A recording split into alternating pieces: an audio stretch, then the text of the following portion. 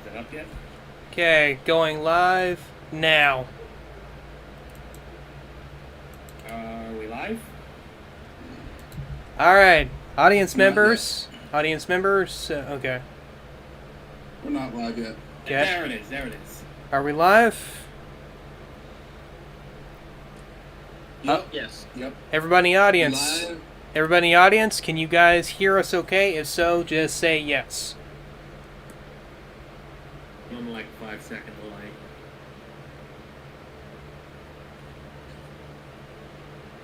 delay.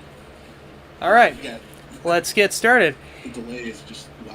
I don't know how out of place my avatar is compared to the rest of you guys. Yeah. Two Jedi Knights, a real cool looking detective dude, a derpy looking Koopa.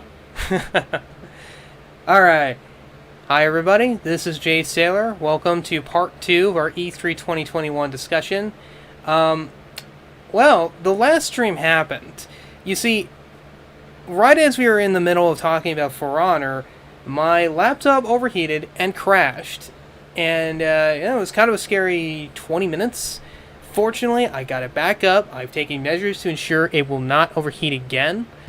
And we are going to do a part 2 to finish off our initial discussion of E3.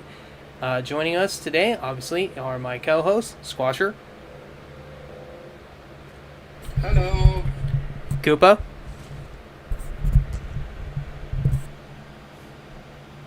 Koopa, can you say that again? And joining us is a fourth co-host who is going to join us later on in the video, but he's going to join us now, the Swordsman. Hello. Now, if you guys hear a fan in the background, I apologize for that, but I am not taking any chances. I don't want this stream to suddenly shut down again because my computer overheated. So, if We you have enough problems with the ESA trying to Epstein us. Okay, so where we were last time was we were basically talking about For Honor, and I'm just going to quickly wrap it up here. We don't need to go back into that whole thing again. For Honor is still, I would argue, a decent game. Its core system is still good. It has a really good, fairly deep combat system to it. However, whatever promise it had of being a great game has long since been overshadowed by just bad business decisions, bad game design, and I would even argue just the inclusion of crony practices and even not so subtle political messaging. Warmonger, anybody? And whoever said that she was female empowerment solidified, I completely agree with that. And I feel For Honor is just indicative of the wider problem that is Ubisoft and most of its games. So, with that finished, Koopa, where are we heading to next? Oh, you're gonna wish your laptop stayed overheated and broken, because where we're going next is the 11th Circle of Hell. That's right, folks, it wouldn't be an E3 is cringe stream were it not for this. Oh, by the way, Koopa, let me pause you for a second. Autis says you are a little quiet, so I'm going to raise the volume. Voice check. Go, Koopa. Well, I need you to say a sentence. Derpity derp derp derp. Autis, is that better?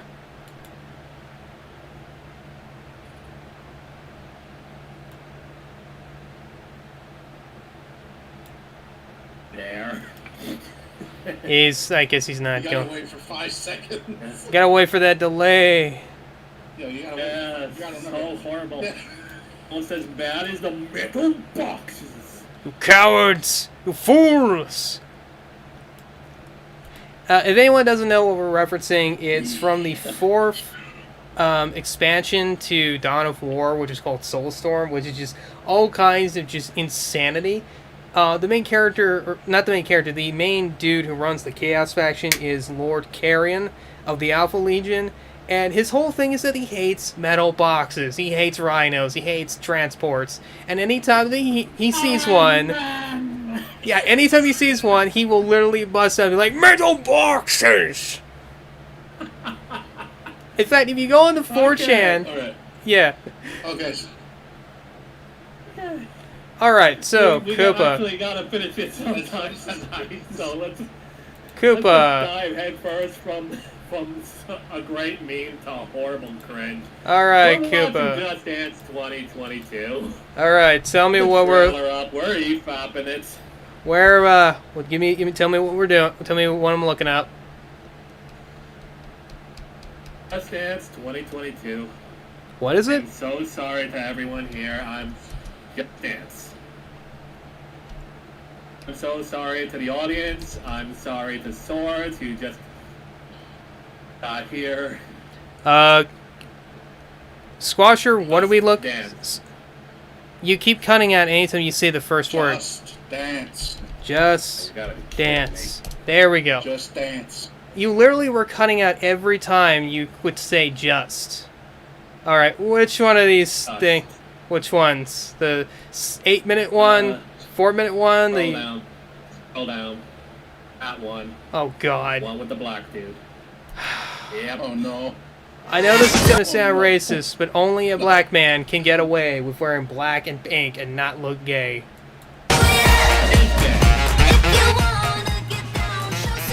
Let me quickly switch the audio here.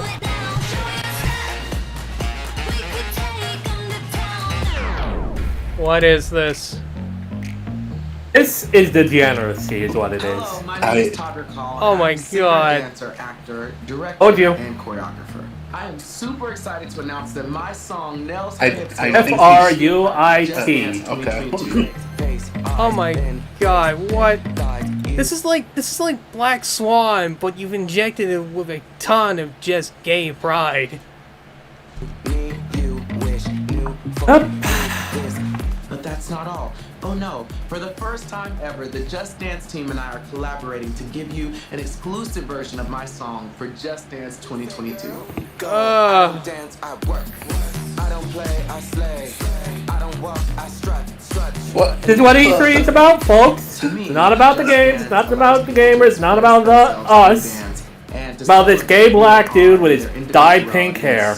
I'm a little bit surprised the dislike rate is only 474. You'd think it'd be bigger. What's bigger on the Ubisoft channel? Oh god. Or just to have fun. It's going to be a great time, and I can assure you, you will not just play. You will absolutely slay. The new These were dislikes, I agree. Yes, yes, it does. And let me tell you something, they're full of sass because, you know, This they were written needs by the number of George Orwell. dislikes you But see I routinely guarantee on a they're going to Biden give video. you so much confidence. That's the reason why I wrote Nails Her Hips Hills, and now it's been Just Dance. This is why we need the I don't think they're Inquisition. ready for this jump. Most popular president, people. Yeah. They call us criminals when he's insulting us with that hair. I hope you all have just as much fun dancing to this track as I had making it. Oh, and one last thing. You have your mouse over the like button.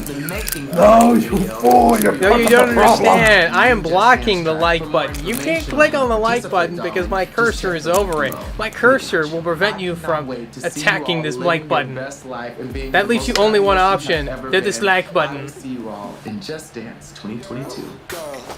Well, click the dislike button first. Alright, I'll Or do just it don't right at now. all. Don't get bothered. Okay. Koopa, can you explain to me why this thing is at a game showcase? If I knew, I'd tell you. I mean, Been at every E3 for years now. Nobody knows why it's there. this isn't even remotely a game. This is just... This is the gay mafia in spandex. Well, isn't I like the the gang idea of cracks. isn't the idea of the franchise is like DDR or something like that? I guess so. Like, I hadn't even heard of these guys until Oh, today. DDR is actually challenging. This is a fucking Connect game.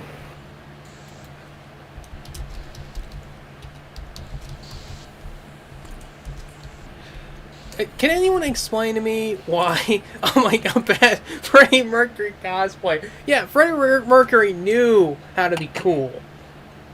This is the same guy who did the soundtrack Mercury to was freaking cool. Highlander, one of the best movies ever made. And you could fight me on that. I will pull out a katana and I will hunt you down.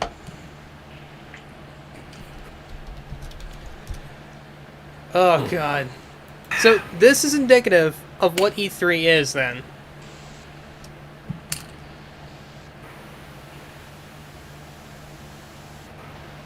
Yep. Okay, anyone else It gets worse from here. Anyone else want to comment on this, or... Oh, that's a good question. Koopa, was Zenith asked, did Just Dance used to be good or something? Or were they always bad? Oh, it was never good. It was always a jank-ass fucking Connect game.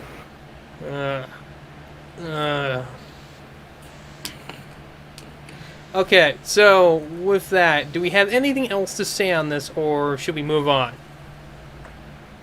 I guess I'm kind of surprised the franchise is still alive, considering those type of games sadly have mostly died, like Guitar Hero, DDR Max. You don't see them anymore.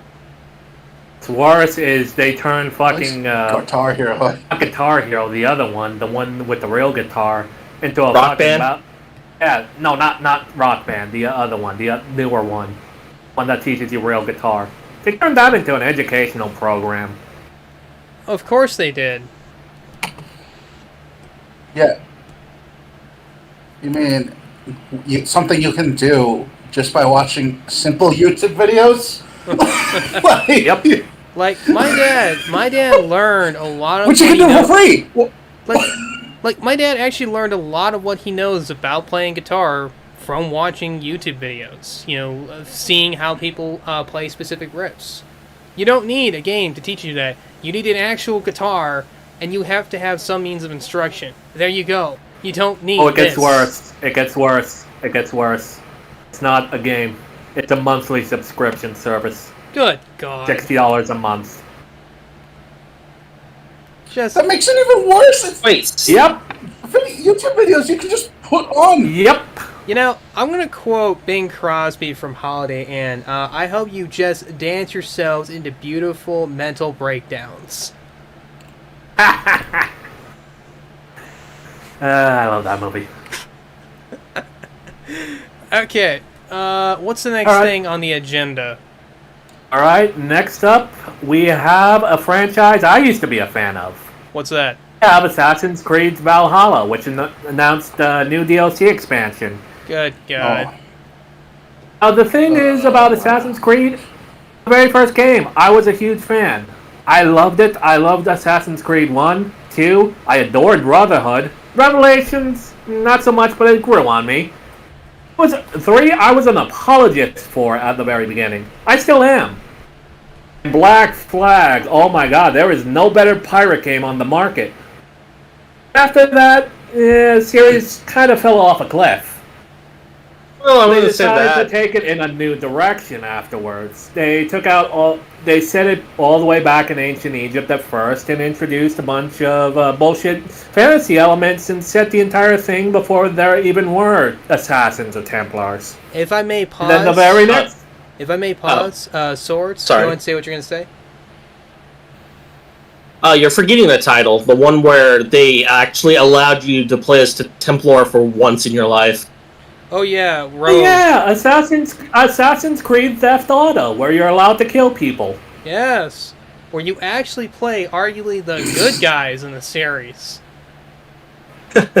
No, seriously, when you look at the actual lore and history of Assassin's Creed, which is insane, like, okay, let me give you an example here. Apparently, Winston Churchill, FDR, Hitler, Mussolini, Toho, or Tojo, whatever the Japanese guy's name is, and Stalin were all Templars.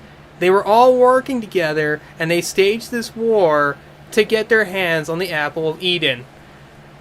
What? How does that even remotely make sense? Like, how can you That's group? not... How can you group It somebody doesn't. like? First off, how? Oh, go ahead, Squasher.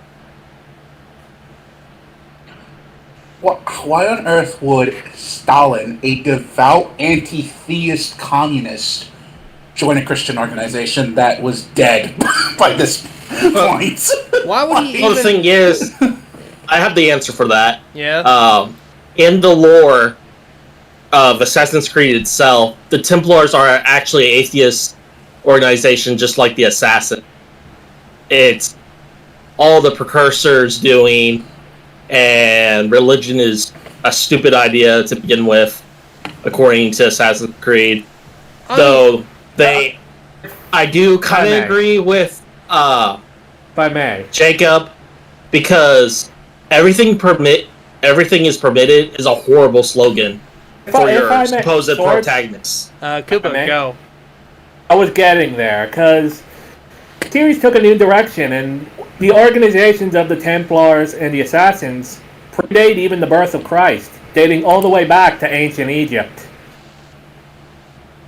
Now, what they are based around, I have no idea anymore, because apparently Greek monsters are real, so are the Norse gods. Every myth is real, and there are fucking monsters in a historical fiction world. Yeah. Other than that, you can now choose your gender and change and have romances. A game that's supposed to have a hardline canon, you're taking the place of someone who already exists in the present and watching the memories of someone who existed in the past. Therefore, the canon lesbian Spartan from the game before this cannot exist because this person would have had to have reproduced. Yep. This game stopped being about assassins, basically. It's a little more than a mythological roleplay game that disguises itself as historical fiction.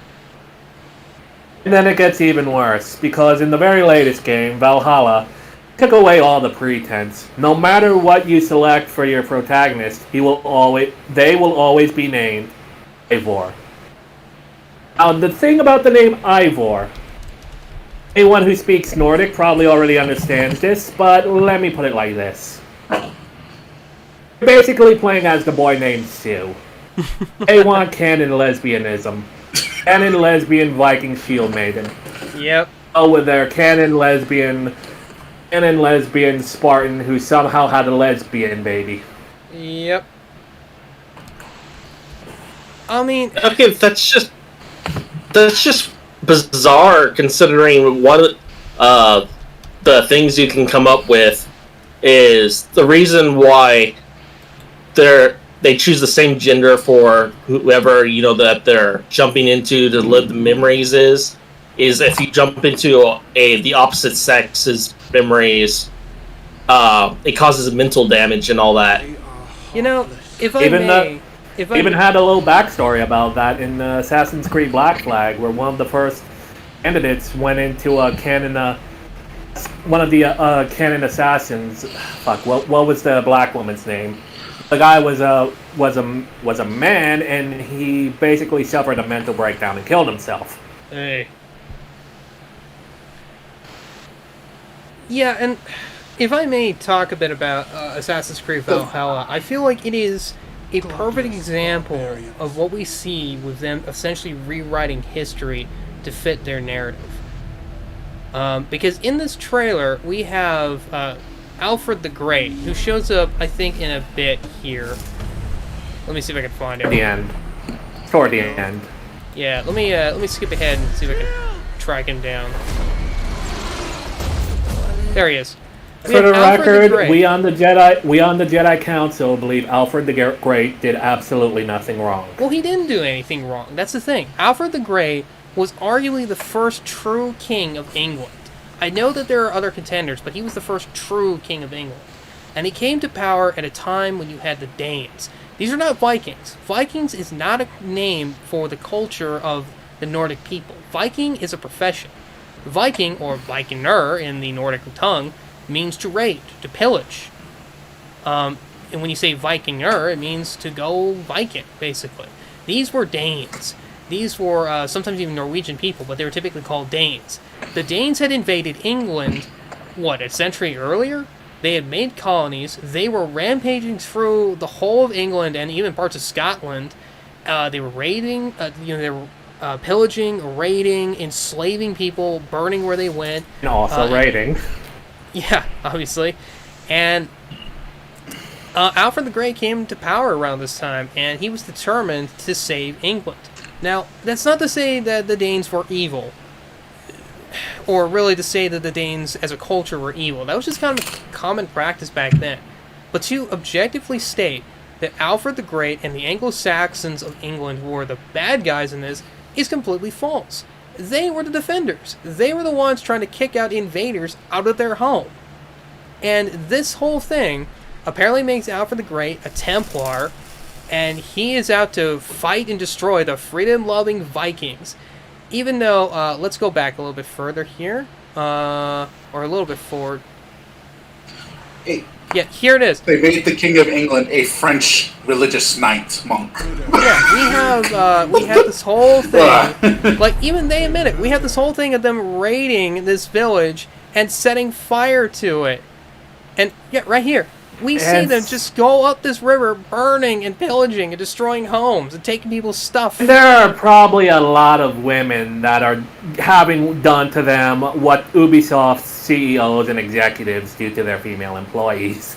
Yeah, what we see here, for example, where he comes in and he's all like, no, we can't hurt this one. It's like, no, this would not be the case. This Ragnar Lothbrok wannabe would have rounded up all these women and had them transported as slaves. The Vikings were very huge proprietors, and yes, I do mean actual Vikings, were huge proprietors of the slave trade. You had Anglo-Saxon slaves in places like Constantinople and Baghdad, all the way in Iraq, because they were sold there by Viking traders.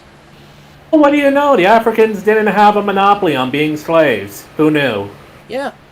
And this is just an example, I feel, of just the sheer attempt by Ubisoft and its people to completely and utterly rewrite history to fit their twisted narrative.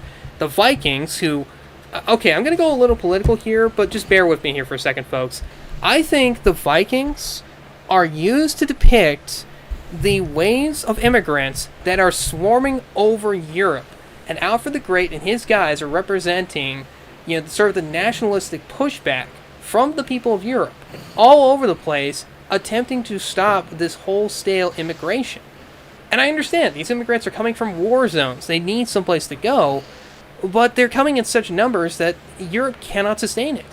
And the people who be, the powers who be, they're not interested in humanitarian reasons. They want to create a new voting bloc. So bringing in these people to basically push out the original inhabitants, well, we kind of see that here. I feel like that's why they're trying to justify the Vikings here, the Danes or Norwegians or whoever the hell these guys are supposed to be, as being the good guys, when in reality, they're not.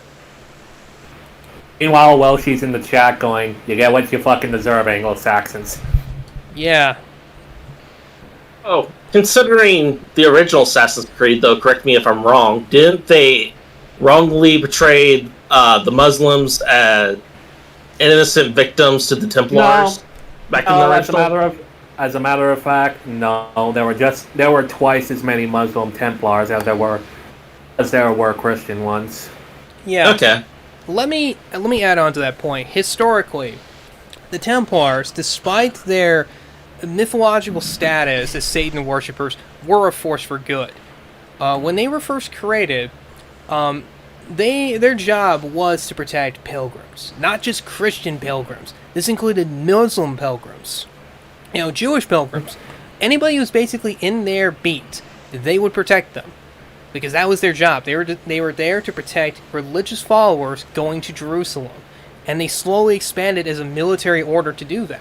There are multiple cases in history that you can read where Templars have actually fought other Crusaders, Knights of Jerusalem, who had attacked Muslim pilgrims and caravanners on their route. They would actually defend them against fellow Christians, because that was their job.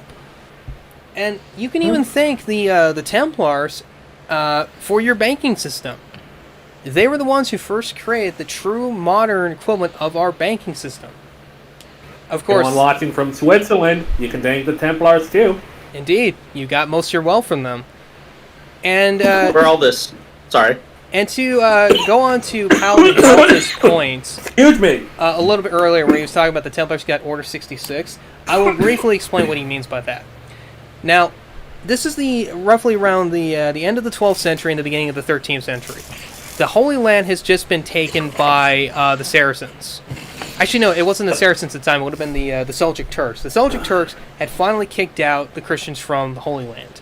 So the Templars had to basically set up shop in France. They had to move all their offices, all their guys there.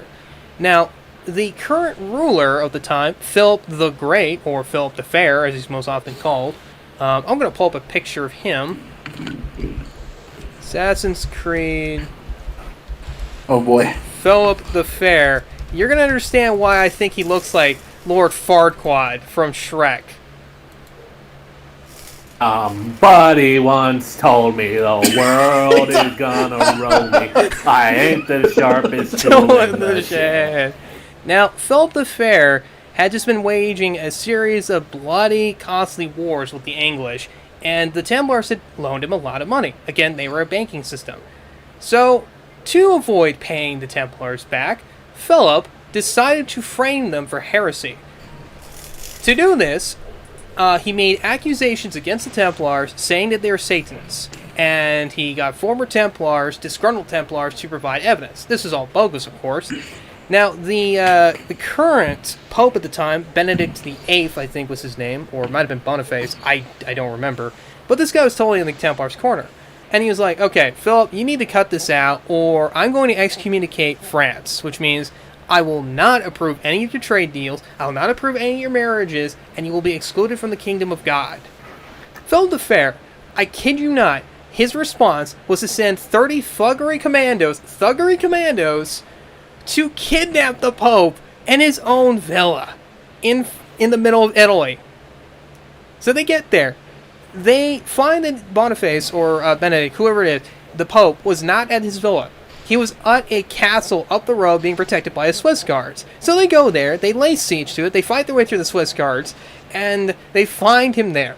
They find the Pope waiting for them, and he's like, go ahead. Go ahead and kill me, I dare you. And one of them, who had a personal beef with the Pope's family, decked this 75-year-old man across the room. And they thought he was dead. You know, they totally thought they just killed the Pope. But no, the Pope gets up with blood trickling down his forehead, and he cracks a smile, and he's like, tell Philip I'm raining holy hellfire upon him. Now, Boniface's plan was that he was literally going to excommunicate France, make it public enemy number one, unite all the kingdoms of Europe, all his militant orders, and march on France. This was going to be an epic crusade against Philip. They were going to go in there and they're going to depose him. And he went there basically as a last measure to get Philip to back down, to hand his crown off to somebody else and take his golden parachute and go away. Then he died quite suddenly of a blood aneurysm. That decking he took earlier had caused a delayed blood aneurysm that finally killed him. So when that happened, Philip the Fair appointed his own bishop, his own Archbishop of France, to become the new Pope, made the Vatican essentially French, had him moved to, it wasn't Paris, it was somewhere around Paris, but had him moved to France, and then he prosecuted the Templars as heretics. And then he promptly attempted to steal all their wealth. Unfortunately for him, the Knights of St. Lazarus and the Hospitaliters promptly went in, they seized the majority of Templar assets, including as many people as they could, and secreted them away. Unfortunately, the Templar Order died that day on Friday the 13th. That's where Friday the 13th comes from, folks. It was Philip the Fair, Lord Farquaad, Order 66ing the Knights Templar. So tell me. More than that, the reforms made by the French Pope created a very, very messed up and self-serving Vatican that would continue to degrade the Christian belief into a self-serving, as a front for a self-serving group of various different crime families, leading all the way to the rise of Rodrigo Borgia, Pope Alex VI, and eventually the Protestant Reformation and the rise of Martin Luther and his great book on the that one was Marx. The Jews and Their Lies created a new form of Christianity, specifically so it would be more Jew-hatey. and then started a whole bunch of holy wars to get everyone else to hate the Jews as much as he does. Okay, I'm gonna correct you there, Oh. Mr. Catholic. Martin Luther never wanted conflict with the Catholic Church. He didn't want a war. He just wanted it to go back to what it was before the French took it over. You know, let's stop getting out of See, all those Let me finish. Lutheran-led holy wars. Let me finish. Seems to give Let me me another finish. idea. Let me finish. Martin Luther never once led a holy war. You want to know why? Because the Holy Roman Emperor imprisoned him. He imprisoned him shortly after he put up his 95, what was it, tenet? His 95 list of stuff that he found wrong with the Catholic Church. Theses. Okay, his theses. Shortly after, the Holy Roman Emperor had him arrested because he was afraid that he was going to start a revolution.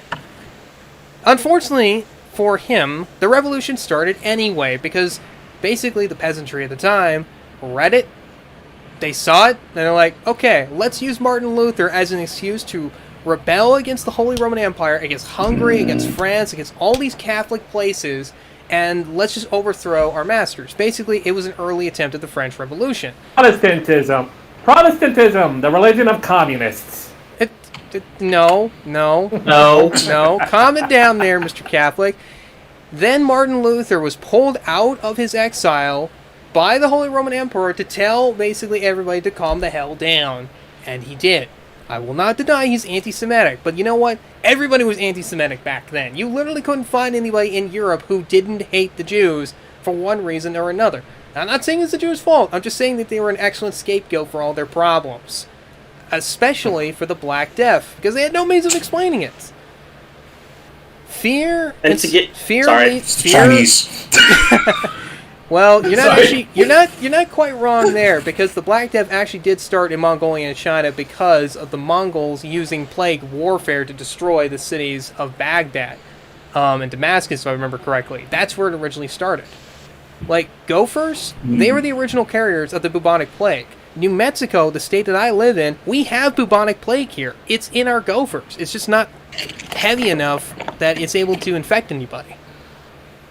So, okay, the point is, if you want to want somebody to blame for the 30 Years' War, for the Reformation, for the split between the Catholics, the Protestants, and everybody else, blame Lord Farquaad here. It all started because of him.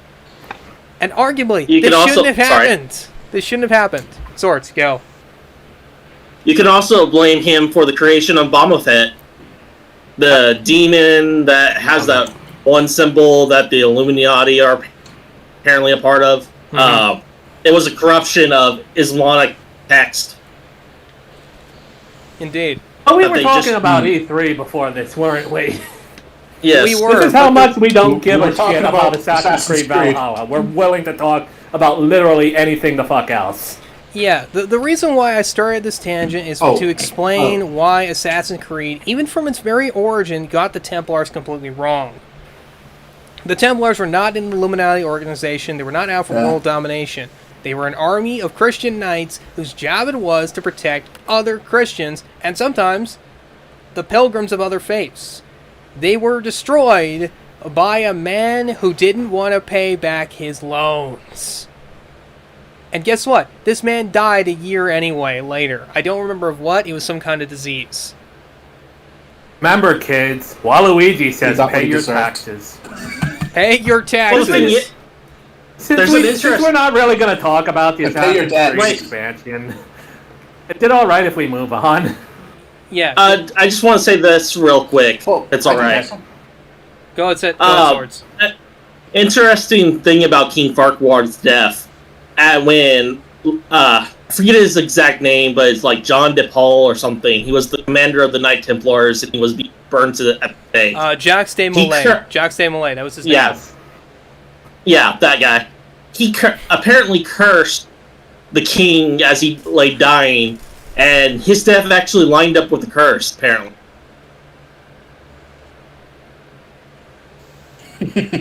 What was his death and what was the curse? I'll pull it up here on Google. Okay. Can you spell his name for me? Akde Malay. So it's Jacques de Molay. And Molay is spelled exactly as it sounds. Molay. Molay.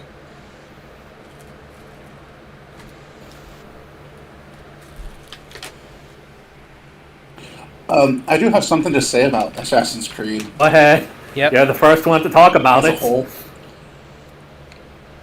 Alright, so I agree with Razorfist when he says Assassin's Creed should have been just set in the Holy Land during the Crusades. Heretic. And not this stupid bullshit plot line. Heretic. That No, the bullshit whole- plot line led to a really great sandbox in Renaissance Italy. You know, just newly conquered Istanbul, the Yeah. colonial Americas, and in the golden age of piracy Caribbean. Yeah, but Koopa... I think after that was absolute dog shit, Yeah, though. but Don't get me wrong. Koopa, the thing is, though, you're playing in Istanbul against the Byzantines. You arguably should be fighting for the Byzantines. Why am I fighting? Why am I fighting for the conquered? Why am I not fighting for the conquered people here? I could tell you, but that would be a spoiler because the Sultan's brother is the true Templar Grandmaster. Oh, so he had you Yeah, I found whacking. it. So he's having you whack his enemies. Yep. Oh, that's just figures. Brother chokes him to death at the end, so it's great. Oh, by the way, Squasher, Otis agrees with you. Yes, it should have stayed in the Crusades. Of course. I will Because- say. No surprise. I will No say. surprise. just Autist a lot more agrees with fascinating. Razorfist. Sorry, Autist. Squasher, go.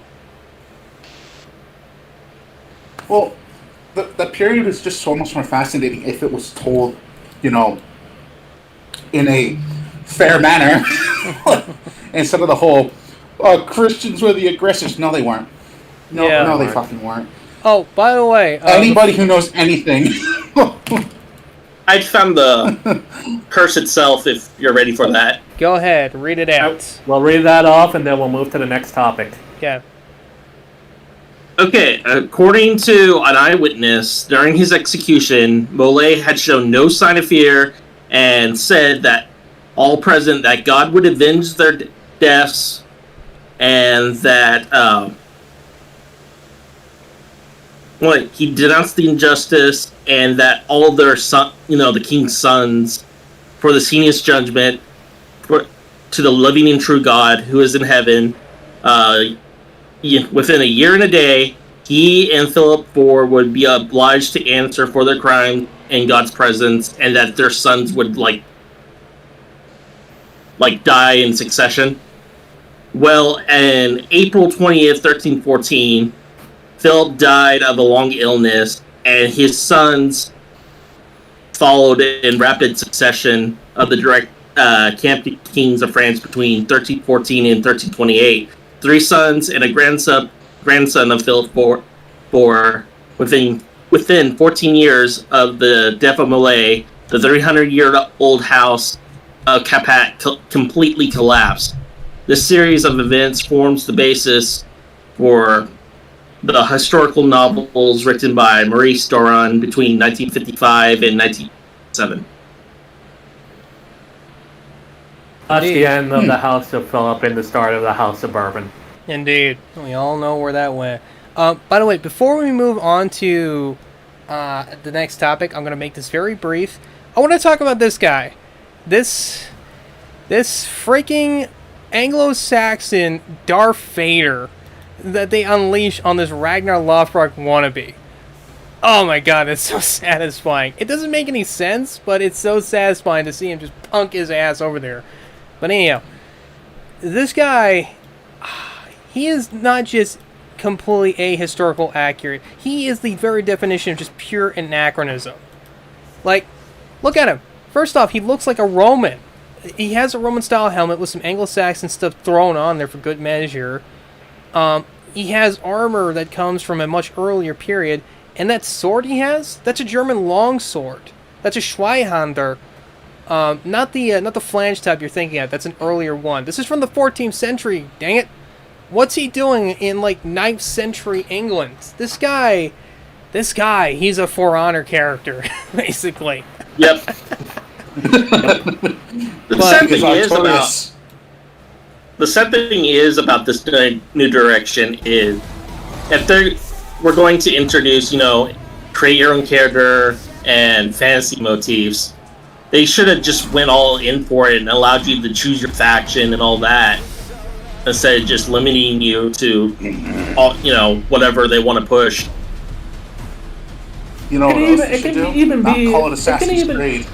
It can even be that you're still an assassin, but the assassins and the Templar would exist in all factions. Here's an idea. Just don't call it Assassin's Creed. Call it something else. Yeah. Like, they could have Bob the Viking, the video game. They could have literally just called this game Valhalla and just launched it as a new title. I think it would have done much more well than it did as it currently stands. Mm-hmm. Alright. You guys are all ready. Let's move on. Okay, what's the next step?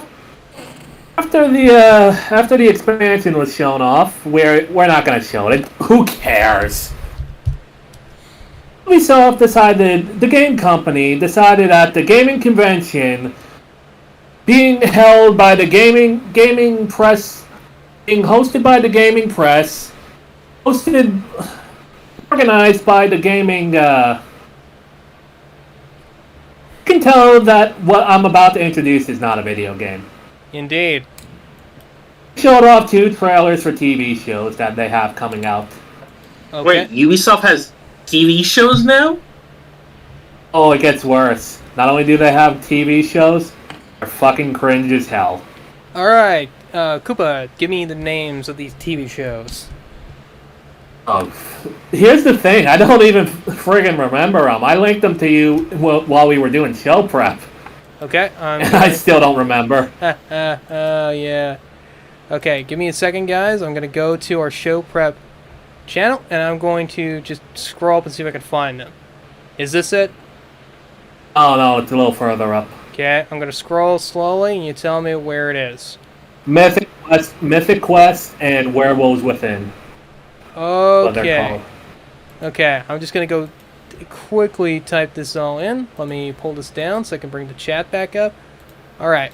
Everyone seeing spoilers for the rest of this program. Sorry, everyone. We tried to be professional, but I cannot help but not remember. Mythic Quest. What is this? What is this nonsense? Oh, it's an Apple original. That tells you everything you need to know. One man will rise to take all of the credit. This game has something that no one else. Oh my God! It's the guy from Burn Notice, Mike something. What are you doing in this? Really? Hey, can I get a coffee? What the fuck is he doing in this? I don't know. Desperate for a paycheck.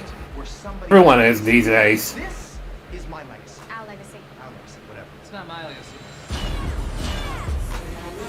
You blame them? We all been out of work. The price of gas is going up. What? Okay, what is this? Is it some kind of like a meta commentary on the gaming world, or what is this? I believe it's a sitcom. I'm worried about the time. Yeah, David, I'm moving as fast as I can. It's not my fault that these watermelons don't explode like real heads. I can get you real head. Why is this guy even here? Like, it shouldn't. Why do you have your main? I believe he's supposed to be funny. Why do you have your main game developer as your mocap artist? Not human. I don't know. I built your vision. It's like. Oh my God! Why is For Honor here? Oh wait, it's Ubisoft. And I'm your favorite brush. Yeah. I'm a tool to create your masterpiece. I like that metaphor, but it's not quite right, is it? Are you seriously about to noodle on my metaphor right now? Why don't you shut up? I'm the one paying you. I know that I can be difficult, Papa. You can't give up. We're like the Beatles. Together, we make masterpieces. I could write the lyrics. Is anyone else now questioning why I really hated Friends back in the 90s? Not really. Because all the sitcoms try to copy Friends. At least you've rolled. Nowadays. They fell horribly. This is mine. It's Friends is actually a good show. Yeah, so you don't hate Yeah, Friends. You just hate all the Yeah, a good rip-off show. shows. Good show about 6 sociopaths who don't realize that they're sociopaths, and neither do the writers. At least Seinfeld was honest that his characters were sociopathic. Yeah. Oh god, that. Can I just say this? It feels like this guy, this main guy they have, is trying to be a discount Ryan Reynolds. Yes. This one's worse. Wolf Within. Wolf Within.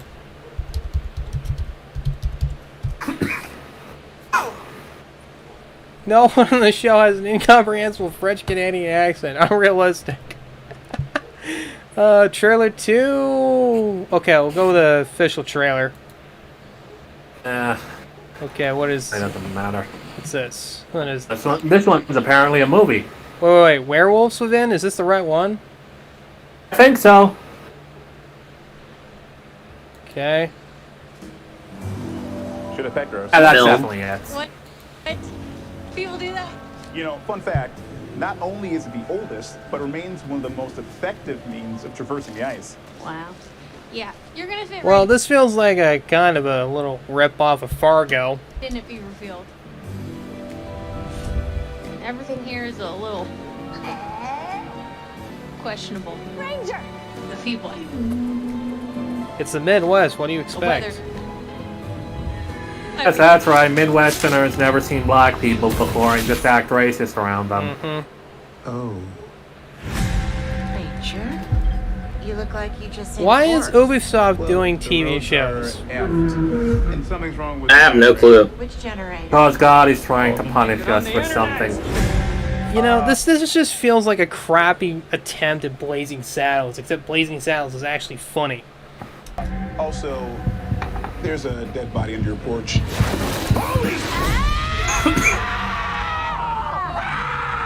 Why are all these people here? You should only have the owner of the house and the cops. You're not supposed to show this dang body to the freaking public. Probably a wolf. What are you, like a wolf detective now, Marcus? Who knows? Who win it? Who's gonna kill next? I think we can all agree that it's unsafe outside and there's safety in numbers. Out of curiosity, who is packing? Everybody. Well, we're having a good old-fashioned sleepover. With guns, though. With guns, yes. That is like the one and only joke I liked so far. Everything about this predator is unorthodox. It's not human. It's not canine, but it's one of them. One of what? Wasn't even that funny. A what? A werewolf. How could it gotten in here? How did they get out? Who says it got out? Maybe I'm a werewolf. Maybe you're a werewolf. Maybe you're a werewolf. You're a werewolf. You're a werewolf. You're a werewolf. Maybe we're all werewolves. Are we really in a Mexican standoff right now? Yes, apparently. Okay, so what we have here is Fargo, Blazing Saddles, and Clue all thrown into one movie. None of it is Into any a good. and thrown into a generic werewolf killer movie at that. Baby, don't say Mexican. Just stand up. Really? Okay, I can attest to this. I live in New Mexico, a state that has one of the highest Hispanic populations. They don't care! They do not care! We use Mexican standoff all the freaking time down here. You're gonna love one of the later segments then. Nobody's gonna head out. I say as if I didn't already go over this show with you. Hey, you go ahead. Don't spare me. Please don't bother the lock. Oh my goodness, I could have gotten it. Right, I'm just gonna creepily reach over and unlock the latch. Why not just say, hey, I'm just gonna unlock the latch? Because this movie was written by jackasses. It was probably written by the creators of Jackass. That too. Oh, apparently it's based on the video game Werewolves Within. Has anyone even heard of that? No, and werewolves are my favorite monster types, so... Moving on, let's talk about Far Cry 6. Okay. Talk about something that was actually okay. I'm not going to say it was good or bad. It's okay. The villain trailer. Villain trailer? Alright. Villain trailer. That was the best one they showed all E3. Now, I'm not complaining. Wait, hold on. Second one. This one here? That one there. Now, no, wait, that's the reveal. That's the reveal. The third one. Sorry. Okay. Review one. Okay, yeah, that was a week ago. Now, I'm not complaining. I think the actor who plays the main villain, Gustavo Fring from Gustavo Fring from Breaking Bad and Better Call Saul and Moff Gideon from The Mandalorian. I don't have a problem with him showing up all over the place. I just find it funny that he's literally the villain in everything now. Like, he's in this game. He voices Lex Luthor in the Harley Quinn show. It's like, this guy's everywhere. He gave up his ticket. Got the charisma of a Bond villain. Well, a classic Bond villain. Not the new ones. The new Bonds don't have really good villains. No. We really do need it. We need him to play as a Bond villain. That'd actually be cool. Oh, yeah. Good man. Are you saying he's the modern day Christopher Lee? Yes. Yep. In terms of acting ability? To play Black Dracula, too. Probably not in... not in terms of, Otis Whisperer says, "Oh, I'm looking at that werewolf game. It looks bad." Otis, if you can, describe why it looks bad in the chat, and we'll get to it in a sec. Here. That's all I've got. This isn't right, Danny. We should be fighting, not running to the Yankees. Alejo gave you a fucking gift, Lira. We survived. Same as the orphanage, same as the academy. What's that?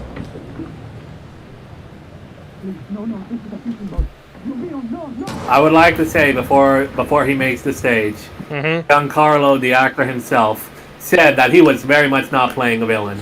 And notice that these are America-hating university students. Indeed. What you're going to see him do, going to prove that very much right. Anton did absolutely nothing wrong. He is the hero of the game. 10 out of 10. Best Far Cry hero. Well, the thing is, only one is that. The other sister was decent and said to accept the money. Which is why she's the only one who survives. Indeed. Okay, Mr. Fring, let's see what you got.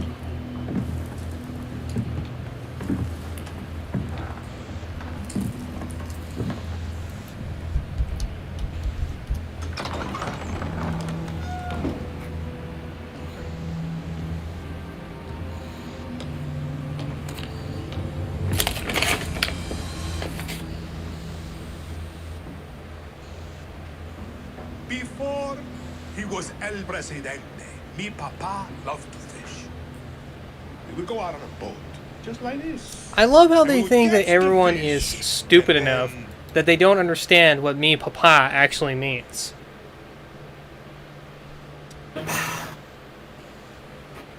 Then these are the same people who are trying to make me papa into ma pix. Of course. By colonizing the beautiful Romance language of Spanish. Of course. It's about the challenge. Except when he caught a big, fat, juicy marlin, he was too proud to let that fish go. No! You have poison, Yana! You have poison your sword! Shut up. I've caught a Like I said, he very much is the hero of this game. Haven't I, Diego? Let me guess. This is set in totally not socialist Venezuela. This guy rose up to introduce capitalist reforms to make his country great again, and you're playing as these socialist hipsters to overthrow him. That seemed. We'll get into that after the trailer is done. Okay. But that's definitely what Greg Miller and his journalist buddies want. Diego! No way. The guy they based the character off of, El Castro. At least they say. This will be a capitalist revolution. We have no choice. Which is going to lead to a lot of articles complaining about the game and how it's evil and racist and sexist, and the Ubisoft executives are gropey bastards, even though when they do what we want, we turn the other eye to them groping. I mean, when I was bringing up the mayor guy who presided over E3 at the very beginning, I was bringing up images of him, you guys probably saw the article saying that he was under sex scandal charges. Yep. But if you wanted them to live, you would have never set foot on his fucking boat. 13 years old. And Diego has such compassion for his people. These fish, we will catch and release.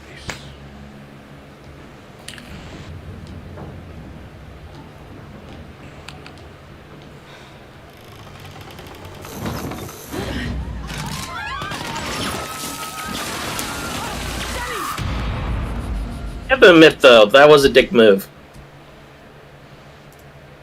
Nope, he totally done nothing wrong.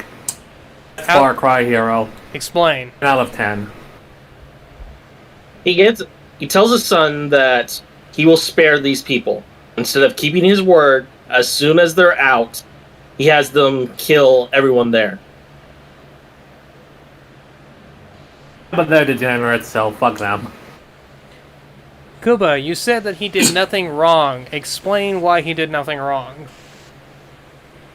Degenerates, fuck them.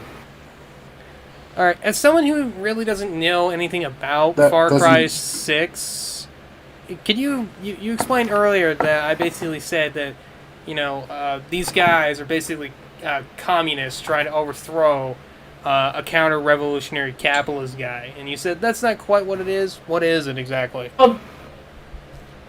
It is whatever Ubisoft thinks will make them more money. It's what it is. What are they saying it is?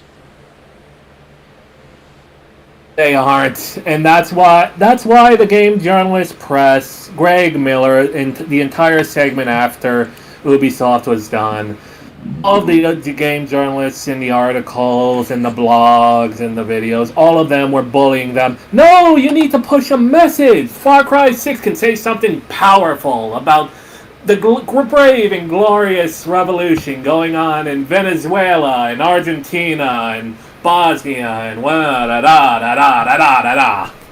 You mean all the war zones where people are starving? Yep.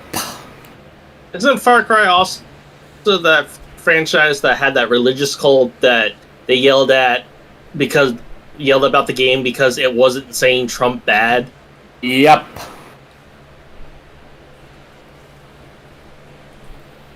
Yeah, that figures. Yeah, Far Cry 5. Knowing Ubisoft, knowing they're French, knowing how the French and the French love to surrender, we're probably going to see a game about communist revolution. Wouldn't surprise me.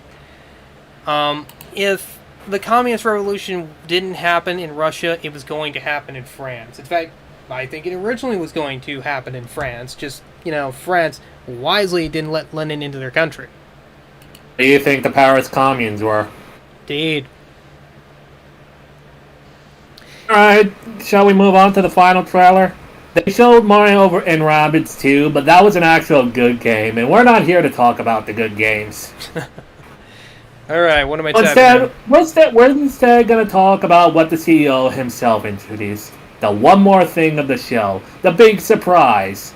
It wasn't him turning himself into the police for all of the rapes and gropings and sexual assaults that he's done over the years. Instead, he decided to distract everyone with a game about blue cats. Oh, yes. Yes. The fact about this game in particular. This one This here? game... Yeah, the Avatar game that you're talking about? No. Which one am I clicking on? The first one should be it. Oh, Thanks oh for no. out so far. Oh, no. Hey, guys. Everybody. When we're done with this, I got some things to read. It's gonna be fun. Fun fact about this trailer. Apparently, this trailer alone was able to convince Disney to allow Ubisoft to develop an open-world Star Wars game. Oh, dear. And take the license for it from EA. Well, we could say that there is some good about this because even today we can still say EA is still worse. You know, before we continue, I need to just say this. There was an Avatar game before this one. It was all the way back when the movie first came out. And guess what?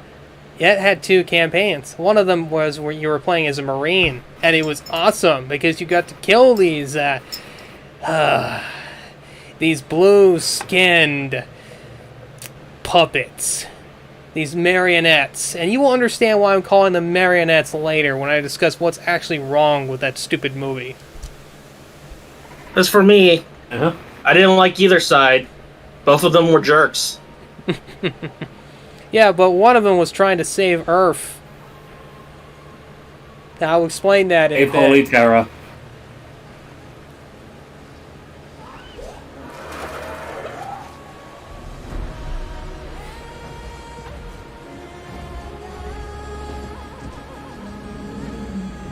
Yes, we're totally going to hate on the white man, evil colonizers, but we're still going to totally steal their stuff. Gotta have that plate carrier, you know.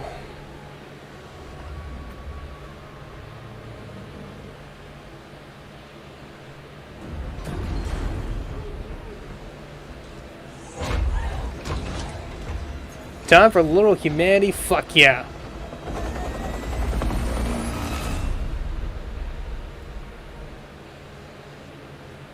You're completely right, Otis. The humans did do nothing wrong. I'm going to explain why later. Wasn't it a plot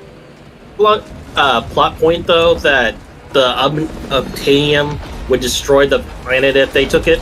Or something like that? No. Who cares? I'll explain that in a bit. They had like millions of fucking years with this planet and done absolutely nothing with it. Fuck them. Oh yes, we're totally going to miss this single target with our freaking machine guns.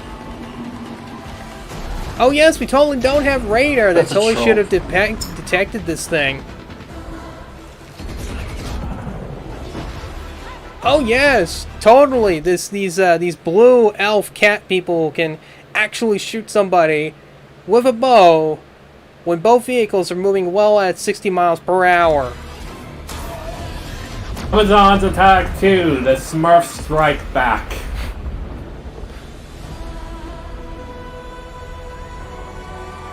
Also, I'm a little confused about something. Where in the continuity of the movie is this game supposed to be taking place? I guess before, considering you don't have the only unique thing about the Avatar movie, the body puppets that allow you to become another species entirely. Dude. Okay, Koopa, can I bring up the thing that needs to be read? Bring up the thing. I'm bringing. Read the thing that with the stuff. Bring it up. Spare us, your petty alien. You gush about your connection with nature, your primal wisdom, but what has it brought you? Where are your marvels of engineering, your voyages of discovery, your great insight into the nature of the universe? Even at our basest, when we dressed as you do, dwelt as you do, hunted as you do, lived as you do, we did more than merely survive.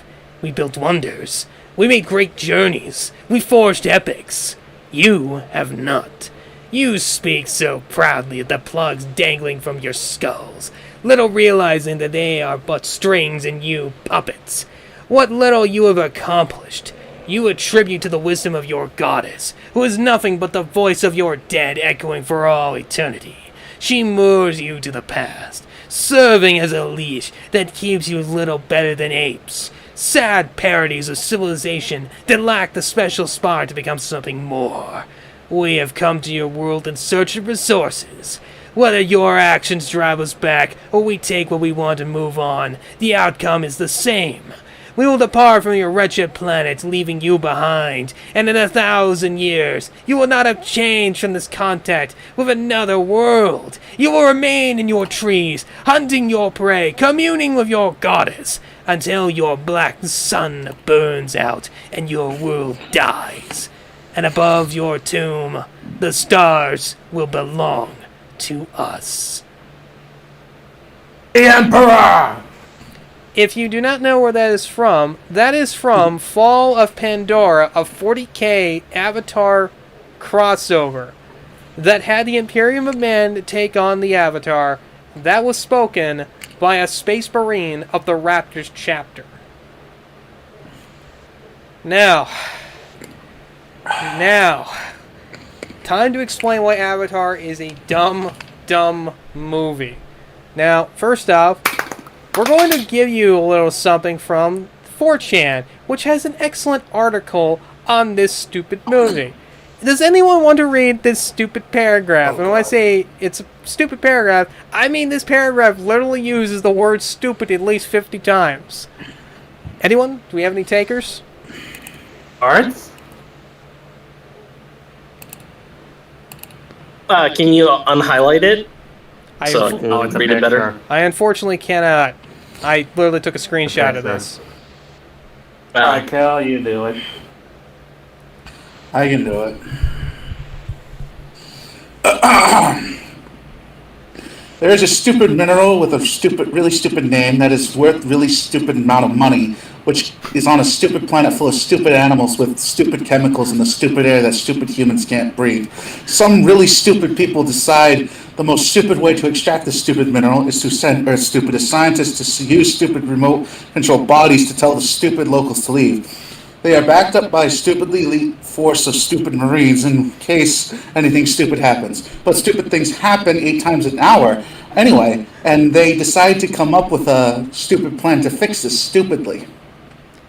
There you go. I think that perfectly describes the movie. I agree. And I'm actually neutral on the Na'vi instead of being outright against them. That perfectly describes the movie.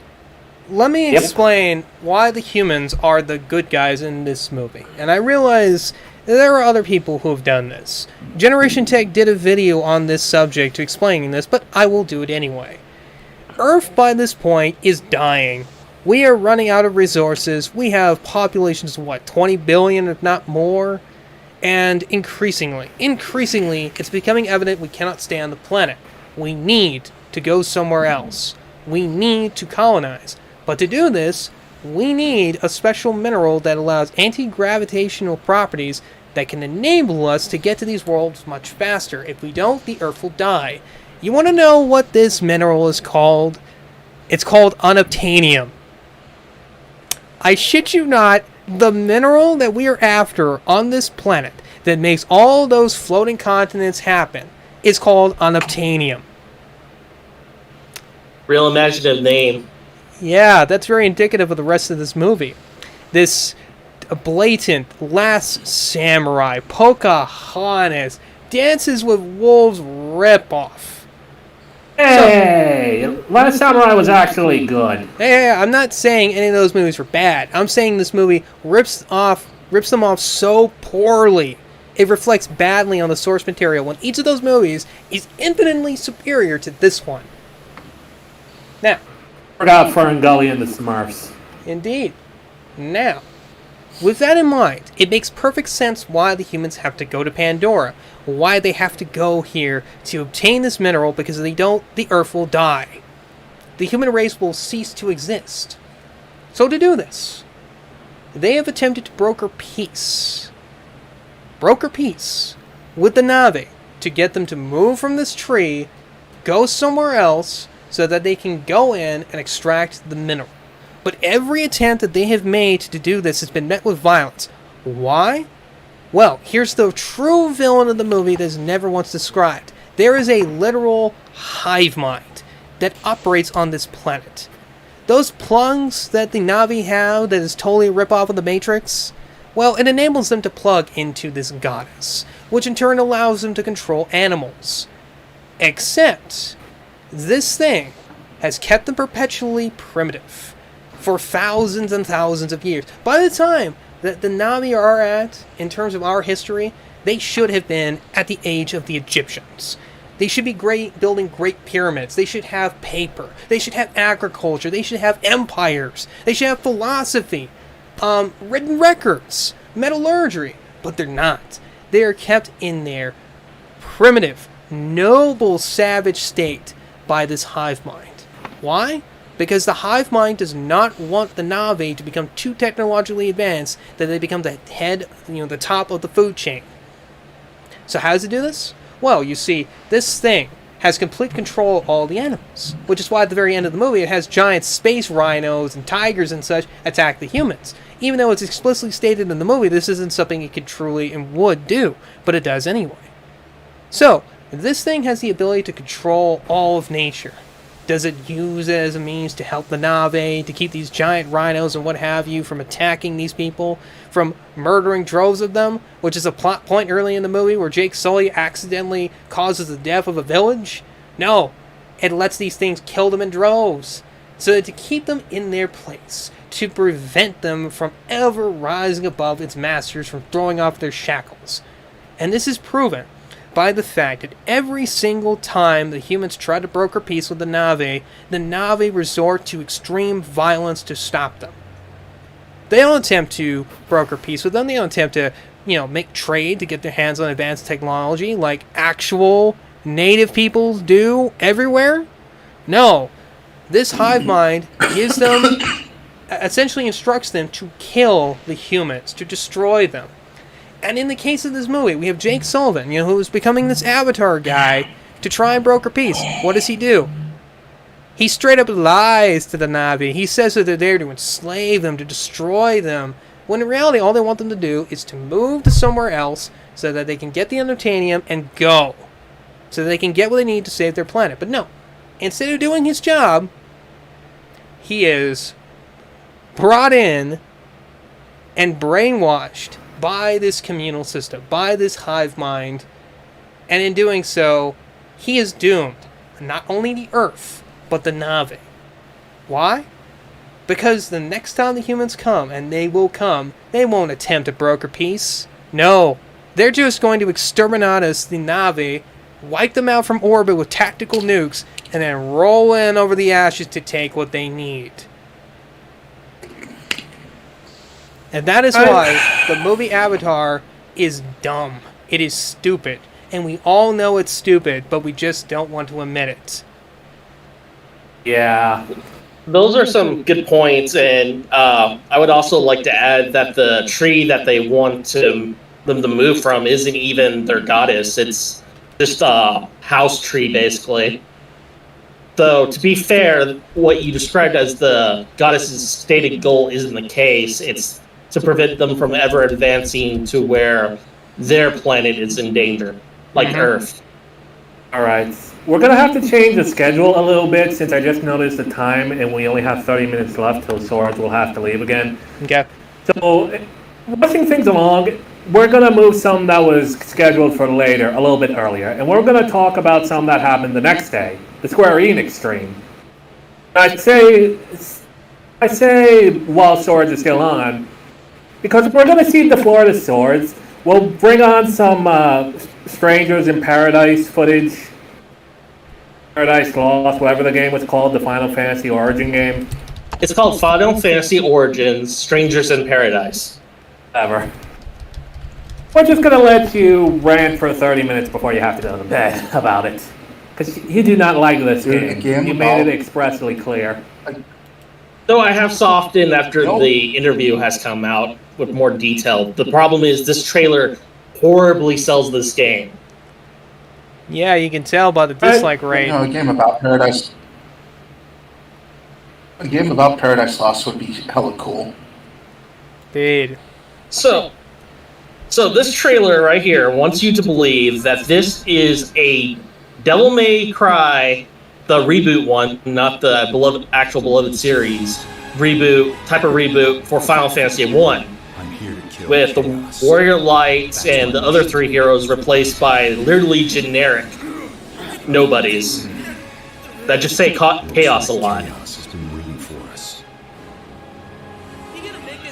So I'll just let this play so you can hear how many chaoses again. Okay, I'm gonna turn up just slightly then. I only know one thing. I want to kill chaos. I need to. It's not a hope or a dream. It's like a home. Probably only going to be talking about this. I don't care about the Guardians of the Galaxy game one way or the other. I guess we can also talk if it ends about up being good, that's good. If it ends up... I guess we could talk about the collection. Oh yeah, that.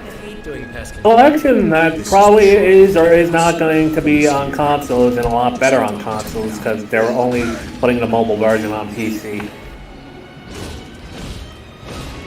The darkness is so thick I can taste it. This is it, no doubt. Die already! There was a knight who left on the same journey as I see what you mean. This just reeks of DMC energy, and I hate it. I unfortunately played through that game. I hate myself for it. This guy maybe makes a really shitty Warrior of the Light. He's got what it takes to be a Cadian Imperial Guard. Oh yeah, just make his eyes purple and he would look like a Cadian. And who are you? You know, we're here to kill chaos. You know, to be fair, if this was an actual 40k game, this actually would be pretty sweet. You know, you were a Cadian after Cadia was broken. You're there to avenge your planets. You're there to kill chaos. You're there to kill the real chaos. Chaos demons. Chaos space marines. That would actually be cool. There we go. The problem is, this is a Final Fantasy 1's world is supposed to be high fantasy. Instead. Yeah. Terrifying to behold. How is he able to move in that thing? Oh, Garland? He's not human at this point. Wow, that was just... I can see why you don't like it. I don't even play Final Fantasy. I barely even know anything about that freaking game. And since Final Fantasy 1 is my favorite Final Fantasy, thanks to its hopeful message and Disadia, you can probably imagine how I reacted to it. However, I'm here made to it kill very chaos. very clear that you were going to give this game no chances. And you started to give this game chances. Yeah. That's thanks to the interview. The interview makes this clear that despite the name and despite Garland and the Shrine of Chaos, this actually has nothing to do with Final Fantasy 1. Oh, but that's a shitty isekai. Yep.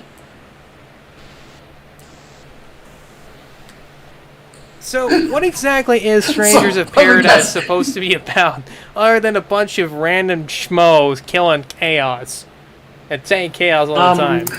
Well, I did say it's an isekai, so you ever see Chronicles of Narnia? Same basic principle. Basically... Are these a bunch of, like, Final Fantasy fanboys? Yep. See, Jack here is wanting to kill chaos, and they want to make you wonder why he wants to kill chaos. That's an actual line from the interview. The problem is, it's obvious. Chaos is like... In Final Fantasy 1, Chaos was the main villain, and in Chaos 2, in Disadia, a different Chaos was basically the main bad guy there. It's not a mystery why you would want to kill Chaos. No, you know what? My headcanon that the other two guys are isekai from our world. He's been isekai'd here from the Ordo Malleus. Well, again, if he was wearing power armor, he totally would pass for a Lord Inquisitor. See, I tell you, Now, Square Enix should alright. just go and make it should just go and make a 40K game. Well, they need GW's permission to do that first. They Oh, never that's give them right, their that's right. permission. GW are horrible at picking people to make their games for them. Oh yeah. Technical, Yeah, GW. but everything else has been. GW Now, is to make- very protective of, their of the copyright that they rightfully stole. Swords, go ahead. To make this trailer even worse, they did not showcase the actual good parts about this game. There are multiple classes, and Jack, our generic protagonist here, is not limited to just a t-shirt and jeans. He can actually get armor like his two buddies. Wait, they're adding in the job class system? Yep. Sweet! I love that system. Which, Okay. even though If the that's dark the case, fantasy that sounds thing much better is than kind of... actually. Sorry. No, Even no. though the dark fantasy thing is cliche for a Dark Souls type of game nowadays, this is different since most Souls games do only limit you to the class you choose at the start.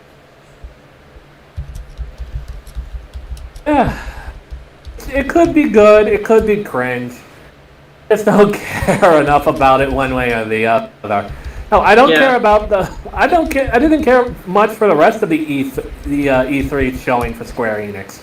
The Guardians of the Galaxy game looked a little better than the Avengers game, but we know what happened with the Avengers game. It's a fucking freemium Destiny clone that you actually have to pay $60 down for. Indeed. So Then there's Babylon the- Fall, sorry. and that one's been announced as a live service game. So that's yet another freemium bullshit game. Swords, And go. we got the collection.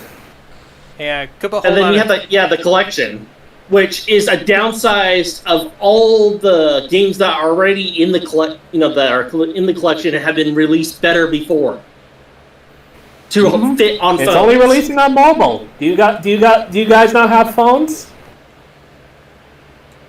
No, I use an old style phone because What are you crazy? You want the government tracking us? The government is already tracking you, Koopa. I mean sarcastic. About the only way you're going to have the government not track you is you're going to have to move out into the middle of the woods with just a backup diesel generator and having no actual internet. That's the only way you're going to be able to do that. Even then, they're still going to send the ATF to come after you because they need something to do. Oh yeah, they totally Ruby Ridge me. The weird thing about this whole entire conference is you'd think there'd be something that Square Enix is actually known for most of the conference instead of the other stuff that we're not going to talk about. You think they would have announced more about the new Dragon Quest game that they just friggin' announced? Nope, we still know nothing about it. We still don't even have a cinematic trailer for it. Indeed. So do you think that will conclude our section on Square Enix? Yeah. Alright, so we can go back to the regular program now that we were sure to get Swords' thing in. If you guys don't let me go mind, I'm going to throw in one little thing. We're going to make this quick because we were talking about 40K earlier. There was a 40K game that was shown at E3, and no, it wasn't Dark Tide. It wasn't the game that might actually be fun. No, it's a game called Lost Crusade, and it looks horrible. It's a mobile game. Oh And my god, I saw this and I was like, what the hell even is this? Indeed. They even have a little 40K wrap for it, and it just, oh god, we'll play this cinematic trailer. I'm gonna point out something I noticed. And Someone Assembly doesn't even know what their fan base is anymore, do they? No, they don't. They're just throwing shit at a wall, hoping something will stick. Now, I'm gonna point something out in the video, and you will immediately, I might get some detractors saying, "Oh, you're totally not being PC," but just listen to me for a second. Alright, we have our obligatory Ultramarines, because, God forbid, we show anyone else, like maybe the Dark Angels, the Space Wolves, the Blood Angels. Raven Guard. No, we have to have our obligatory Primaris Blue Boys. Here come the Ultra Smurfs. Primary Suits. Okay. Alright, here it is. Here's our Chinese-looking Primaris Marine. Now, you may be asking, well, Fortica's a massive place. Couldn't there be Chinese Space Marines? Yes, in the White Scars. Here's the thing you must understand about Space Marines. When your gene seed is implanted inside of you, you are made to look like your Primarch. In the case, this guy, if he was an Asian man originally, he should look like Rabute Gilman. He should not look like this guy. He should have a thick jaw. He should be heavily boned. His facial structure should be completely different. About the only thing that'd be the same would be his hair should color. Talk with his hands because McCragg is Italy. Indeed. He should have, in fact, the only thing that would remain to show of his original identity would be possibly his slant eyes, possibly his black hair. That's it. But yeah, he should look like Rabute Gilman, but he doesn't. He looks like your stereotypical CCP Chinese male. And it will get worse from here. And also, his head is way too small. On top of his head is way too small for his body. Yeah. Space Marines are not skinny basketball players. They are massive juggernauts of meat and bone. You're saying Squasher? You're saying Squasher? As soon as I saw this, I was like, what the fuck is this? That's not an Ultramarine. No. I was like, what the hell? It should be looking like Brock Lesnar. Exactly. More steroid now than man. I'm going to show you guys what a Space Marine should look like. Never mind little Farquaad here. It just goes back to what you said earlier.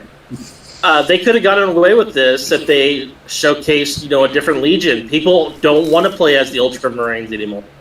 Now. Because they're overrepresented. Exactly. You see this? This is what an Ultramarine should look like. This facial structure right here. This is perfect. This is similar to Rabute Gilman. Now, there is a Space Marine chapter they could have used for this guy if they wanted to do an Asian. They are called the White Scars. Why? Because the White Scars are Mongolian. There it is. Here is the man you should have used. Here's the chapter you could have used. In fact, if you want to go any further, Manus Warriors, Samurai. You could have based them upon the Manus Warriors from the Badab War. In fact, that would have been fun. Something about these guys, who are constantly depicted as being Japanese, about being the samurai. You could have even created a Splinter chapter that would have allowed you to explain why he looks like this. You know what this guy looks like? He looks like that scientist guy from Jurassic World. Woo something. Whatever his name is. Now, I told you this is going to get worse. Watch this. There is our Chinese Sister of Battle, who is somehow able to go toe-to-toe with this Chaos Marine, this veteran of thousands of years of war, who doesn't totally just shoot her right now with his plasma pistol, but instead gives her the time to do her obligatory faith-based abilities. Who apparently is somehow able to guard block this Marine.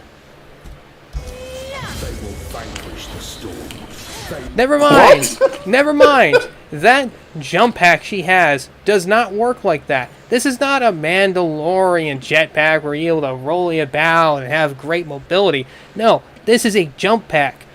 Something that's designed to literally jump you into the air and bring you back down. This is not an Iron Man suit. You should not be able to do this. This is about as bad as backflipping Gabriel Angelos in artificiary Terminator armor.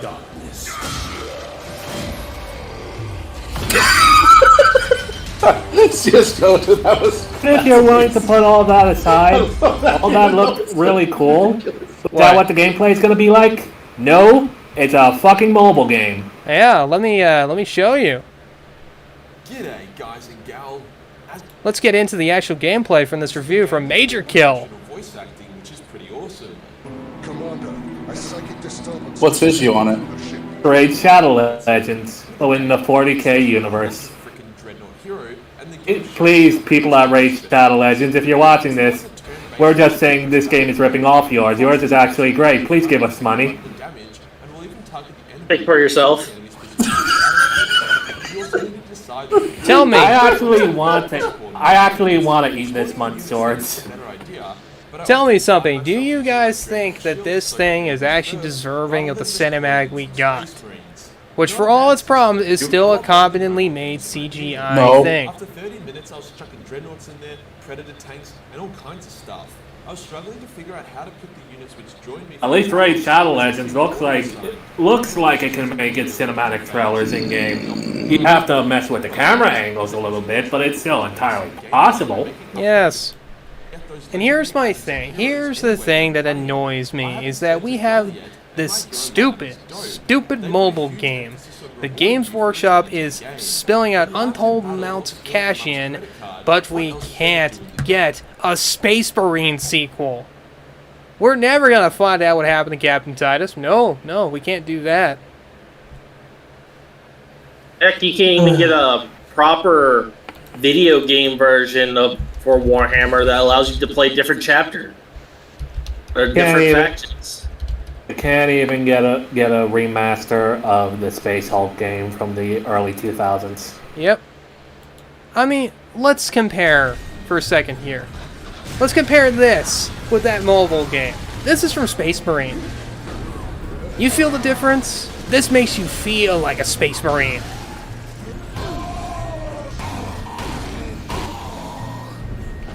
Come here.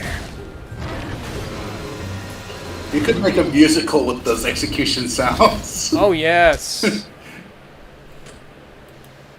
And I mean, this game, in my eyes, helped redeem the Ultramarines as a chapter because it gave us one of the best protagonists in the series, Captain Titus, voiced by Tom. Hold crap! I forgot what his name is. What is it? Tom Strong? Mark Strong. Mark Strong. That's his name. Voiced by freaking Mark Strong. Mark freaking Strong. This guy, who I highly recommend should play as Gregor Eisenhorn in the upcoming TV series. Yes, they're adapting the books. Let's see how well that goes. Yeah. And we will never, ever actually get a sequel to this game. Instead, we get this nonsense. Also, does anyone else think that they just... Very sad face. Does anyone else think they just ripped off the assets from Dawn of War 3 to make this thing? Yes. Because I mean, look at this. But Jacob, this is even the army painting setting from Dawn of War 3, with them being on this little pedestal and they turn around. You were saying, Swordsman? Nope. But Jacob, don't you have a phone? Yes, but I don't have time and I don't have the space for this crappy game. Why would I want to play a mobile phone when I have a perfectly good PC and a PlayStation 4 at home?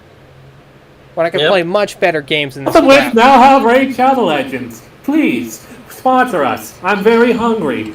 I'm out of my last sandwich. That's right, it is your boy, Raid Shadow Legends. No. Seriously. No, we're not sponsored. Yet. Yes. Seriously, Count Dankula, that guy is the one and only thing that managed to ultimately redeem the image of Raid Shadow Legends by making it into a meme.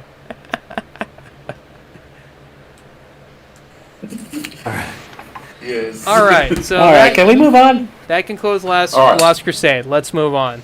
Yes, let's move on. Alright, moving on. The very next show, after Greg Miller was done passive-aggressively trying to get Ubisoft to insert his political agenda into their Far Cry game, we got Gearbox Softworks. I don't care. Its founder was caught with child porn on his hard drive twice. Why should I care about the name? They didn't have a game to show off. They had a bunch of cinematics for games. They had pitches and ideas for games. The main bulk of what they were showing off, Borderlands movie. A Borderlands movie? Really? Borderlands movie. Do they actually have a trailer for that? Oh. Didn't even have a trailer. They just talked about how they're making the movie and how they're in Bosnia or something. That's sad.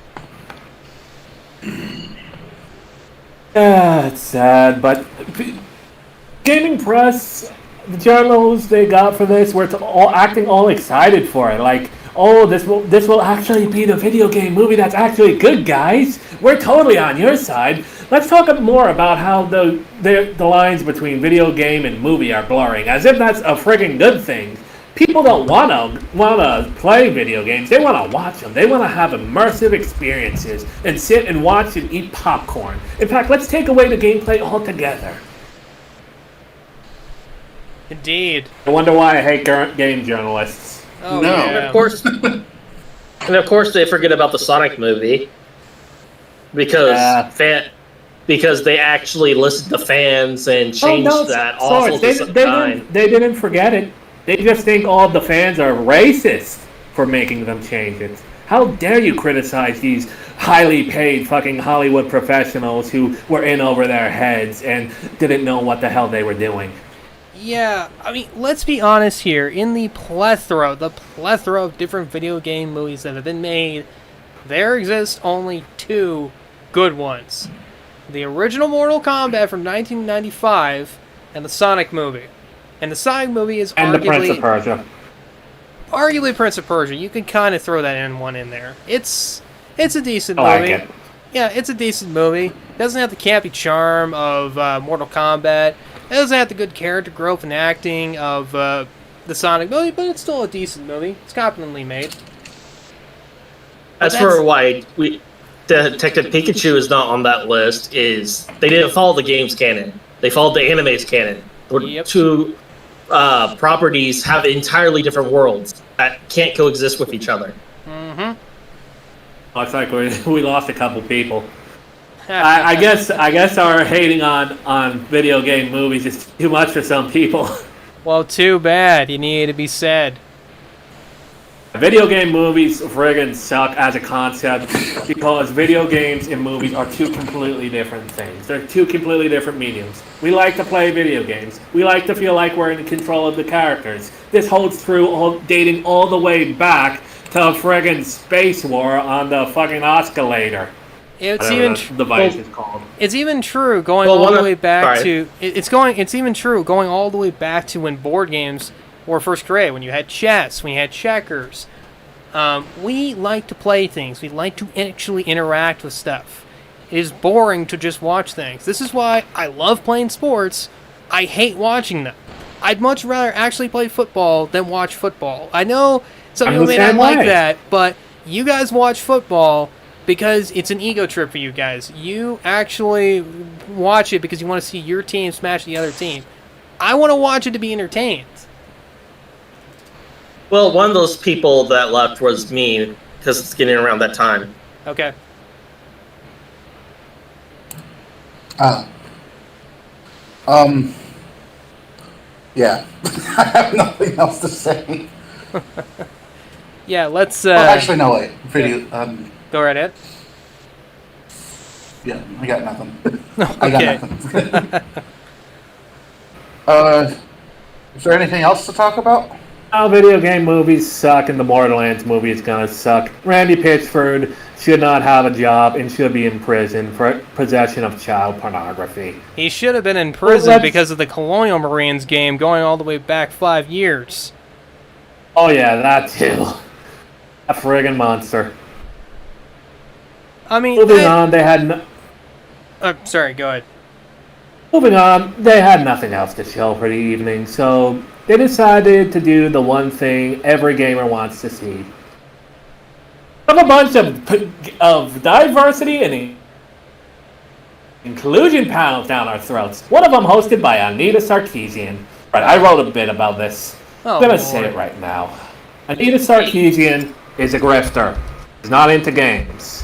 She confessed even in college talks, she confessed that she is starting her series from the perspective of not being a gamer, only to immediately lie to everyone's faces by saying she's into video games. There is actually citations of her saying that she's not a gamer. Jack Thunderfoot's channel, he is pretty much the only one who has them saved left that she couldn't get struck down. Only got involved in video games because she wanted to push a bell hook style feminist Marxist agenda. Gamers, and like it or not, she pretty much got her claws in. But gamers, we didn't want her Marxist bullshit. We pushed back. We didn't like it. A few of us, most notably Thunderfoot, who sadly has gone insane at this point, made videos critiquing her videos. Not all of them were mean-spirited.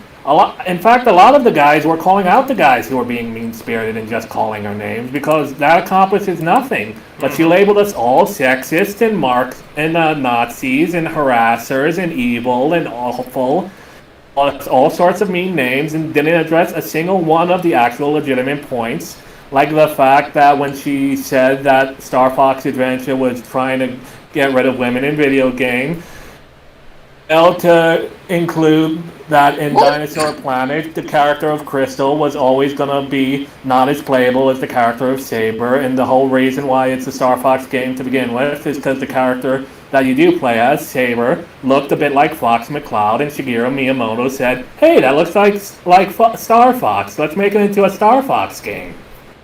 Not to mention, she lied about plenty of other games, even to the point of making super obvious lies that... You can even see on screen when she's going and killing the strippers in Hitman, and you see that you're losing points for doing that. You're not supposed to do that. You're supposed to kill innocents in Hitman. She says the game encouraged you to kill women and kill strippers and yada yada yada. Even though you're not supposed to. So to bring this to the point, it was even shown up. Some of the gameplay, a lot of the gameplay footage in her series, stolen. She stole gameplay footage from the gameplay footage that she wasn't making specifically to push her agenda, and then never realizing the mechanics were turning against her. A lot of it was friggin' stolen. She stole from other YouTubers. Yeah. And sure, we're stealing from big companies and showing their trailers, but screw them. She's stealing from the little guy that she's saying she stands up for as a Marxist. Indeed. The biggest hypocrite of them all. So taking footage isn't really stealing. It's just showcasing what we're talking about. She passed it off as her own is the problem. Oh, that's actually stealing. Which we do not. We do not. If any YouTubers notice that we used your footage, it was purely because it was convenient at the time. I do not claim ownership over your stuff. Especially you, Mandalore Gaming. You did an excellent job on that montage of killing. Oh yeah. Now to bring this to a point, since Gamergate is dead, why is she back? Because the ESA thinks we want to listen to her. Nobody wants to listen to her. This is the same chick who threw a fit over the Mandalorian having quote-unquote boob armor, and never mind the fact that what are they supposed to do? They're large-bosomed, unlike you, so they need actual space for them, otherwise it's going to be really freaking uncomfortable. Yeah, if you have armor that's pressed up against your chest, it's not very good armor because you'll still feel the impact. Exactly. You need to have at least, an inch? At least an inch, half an inch worth of clearance, so you can actually put it on, so it actually deflects the blows, so it doesn't transfer the force right into your body. And have breasts. This is apparently a big deal for feminists. They did not know this. I mean, do these people not understand? Go ahead, Squasher. Of course, they would retaliate. Well, would you want to have bulge armor for crotch plates? And I'm like, that exists already. Look at Henry VIII's armor. That exists already. I won't show Henry VIII. Compensating for something. I will not show Henry VIII's armor because I don't want to be flagged by YouTube. But yes, go look up Henry VIII's armor. He literally had how do I say this? Bulge armor down there. Yep. Oh, I have to get going, Change the so I picture hope from the you. media. I hope you guys enjoyed the rest of the stream. All and right, have man. fun. Very well. We'll see you Good later, night, man. Sword. Let's go. Bye. Good night, everyone. Man. Good night. Good night. Yeah, can we change the picture from Anita? I'm tired of looking at her stupid face. No, I'm Is it tired of just talking me? about her. Let's just move on to the next subject. One last thing. Is it just me, or does she have a Joker smile? Like, my God, you could paint her like the Joker. You probably could. I just don't want to look at her face long enough to do it. All right. What is the next thing on the agenda? All right. So that was the end of day 1 of E3. Yes, friends. We're not even done with the full event yet. But don't worry. Oh, Only God. covering 3 days, because on the 4th day, I said fuck it. Yeah. Day 2 started, and it started with a game called Naraka Blame Point, otherwise known as Silly Old Bear. Oh no, I've got to go find that silly old bear. Give me a second here. Boom, boom, boom, boom, boom. Sweetly. Where's it at? Spoilers for the rest of the showcase. Well, some of this we've already talked about. Where is silly old bear? Jeez. Is it further down? Past it. It's a little down. further down. Yeah, it's further down. Further down, a little down. We were supposed to talk about Found the it. Mortal Kombat movies. Found it. Well, we did kind of talk about it. Yeah. Okay, bringing this back up. And you know what? Screw it. I'm going to play this full blast so you guys can hear this. Oh, yes, I'm rumbling my tumbly. Time for something sweet. I am short. It's so cursed. Proud of that, and so with all my might, I am down. Also, watch this. Watch this video so the original creator gets I think of things to chew. traffic. Like honey and milk and chocolate. With a hefty, happy appetite, I'm a hefty, happy poo. With a hefty, happy appetite, he's a hefty, happy poo. You know, if Xi Jinping was actually... if Xi Jinping was actually smart, he would have freaking embraced this comparison. I mean, we were talking about it earlier, but Stalin, Mao, all those other dictators would have killed to be associated with one of America's greatest pop icons. Mm-hmm. But no, because this guy doesn't like the idea of being compared to a honey bear, he has to, go after everybody who does. I apologize, Squasher. Go ahead. As I was saying, when he says with a happy appetite, I'm a happy poo, it's like, I'm surprised you have an appetite to satisfy considering common country. Now that only applies to the people and never applies to the dictator. Yes. Anyway, I wrote a whole At piece least to in explain communist why we countries, dictators get to showed this silly old bear video. Alright. Game Naraka Blame Point was made in China. Now believe me, it does need to be explained to some people in the audience who will either see it now or on archive later. The thing about the People's Republic of China is it has a very strict regulated economy. In a complete totalitarian Maoist communist nation. A business larger than a lemonade stand within its borders is required by law have at least one member of the Chinese Communist Party be on its ruling board. Games in China, as a result, are very gotcha heavy, insert very predatory microtransactions, random loot boxes. B, they also tend to not have things the Chinese Communist Party doesn't approve of, such as skeletons. Weird, I know, but hey, it's their country. They can fuck it up however they want. So you're saying that everything wrong with today's game industry can be traced back to the Chinese Communist Party? Oh yeah, even so bad that the controversial marketplace, the Epic Game Store, really has Tencent with a controlling stake on their board. As such, and Epic has been able to use Chinese money, bribe other developers into cutting exclusivity deals with them, as long as they censor their games to be sensible to the Chinese Communist Party. By the Sweeney way, is very much a useful idiot for the CCP. By the way, what is the name of the game? Rockablaine? How do you spell it? Naraka Blade Point. Naraka. It's a mediocre game. Okay, Naraka, that's it. Yes, we totally didn't steal our design from Jinx from G.I. Joe.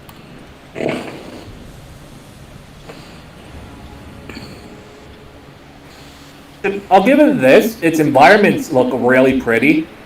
Other than that, it looks like a really mediocre game. It's probably filled with a whole bunch of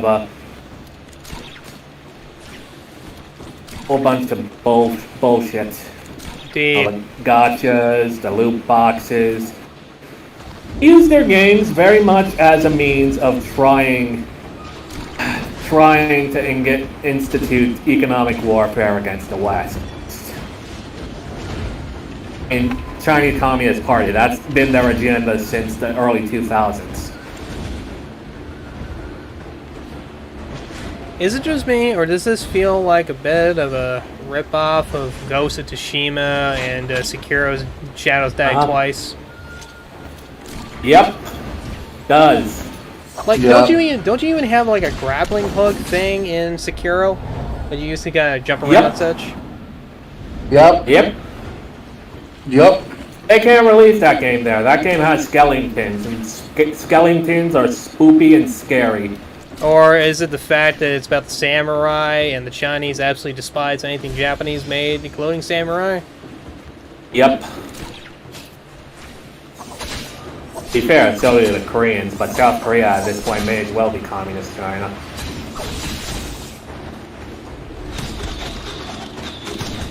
Which is saying something.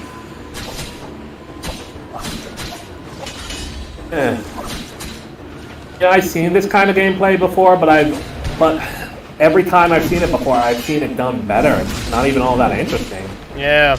Kinda interesting. I'm never gonna play it because I don't want Chinese spyware on my computer. Yep.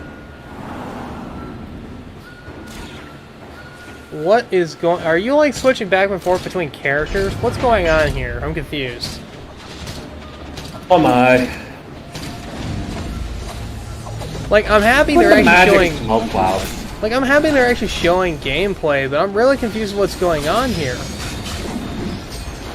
A weird pattern. The only games that showed actual gameplay this year, made in China.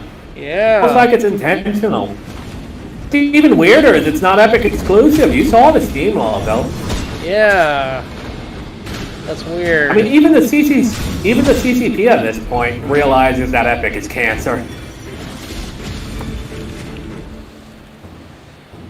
Okay. Well, that was totally not enlightening. Is what it is. I mean, I will stand by what I said earlier. This chick is straight up stolen from Jinx from G.I. Joe. I'll even show you guys an image of that to prove my point. Give me a second here. Jinx, G.I. Joe. See what I mean? Red outfit, red band, black hair. Basically is a ninja, carries swords. Yep. Ugh, this is just sad. That was so exciting that I fell asleep. But now let's get into the meat of snaps are straight up stolen from Ghost of Tsushima. I agree. It does look like it's stolen from that. Let's just get into the main meat of today's presentation, which was Microsoft Bethesda. Which means it just works. It just works. It just works. This a new release. The legendary series you missed for years. Come back, get ready for some action. What even is Starfield? Like, Broken script right there. The fans will fix it anyway, but we don't care. Like, what? I'll patch it through microtransaction. I mean, what even is Starfield? Like, they've been talking about this game for 5 years, but nobody knows what it even is about. 25 years After of we saw, making. I don't think you've. after we seen this trailer, I don't. still don't know what it is. I don't even think Bethesda knows what it's about at this point. Like, it's a space game. That's it. Like, great, you got yourself a new engine. Maybe you should have gotten that engine for Fallout 4, maybe. They say the wonder is. You should have showed some gameplay. That's a novel idea. You know what this is? I'm seeing Wolfenstein in here. I wouldn't be surprised if Machine Games were the ones who made this. You're part of Constellation now. Part of our family. One's making it out at this point. What you found. It's the key to unlocking everything. What is going on here? I have no clue. Hold on a second. Hold on a second. What was that one game where you were stuck on a planet, you were building stuff, it had a really bad launch release? What was it called? It was a crowdfunding game. No Man's Sky. No Man's Sky. Oh my god, they're just making their version of No Man's Sky. Holy crap. It looks like No Man's Sky. I mean, it seems to have the exact same concept. That's back. Okay, good. Discover what's out there. Weird. 11, 22. Okay, so it's showing on YouTube right now? Yep. Okay, good. Yeah. Members of the audience, if you are having any problems, please say so in the chat. 11, 22, man. That's a really short time to not show any gameplay. Well, this is Bethesda, where we're gonna rush our games out the door while making sure the game isn't even 50% done. Stop enjoying a nylon bag, coming up with it with real drag. All proceeds go straight to Vault-Tec until you're not getting your money back. It just works, little lies done and show people my money flows, it just works. It just doesn't work. Oh god, I love that song. Play it. No. And let's know we actually have a show to get through. Yes. Alright, so that was Starfield. Yeah, this is... What's next on our agenda? What's about is, your guess is as good as mine, so let's show some Sea of Thieves, because this was actually kind of hype. Alright. Sea of Thieves, the Pirates of the Caribbean. 1 week ago. That's right, folks.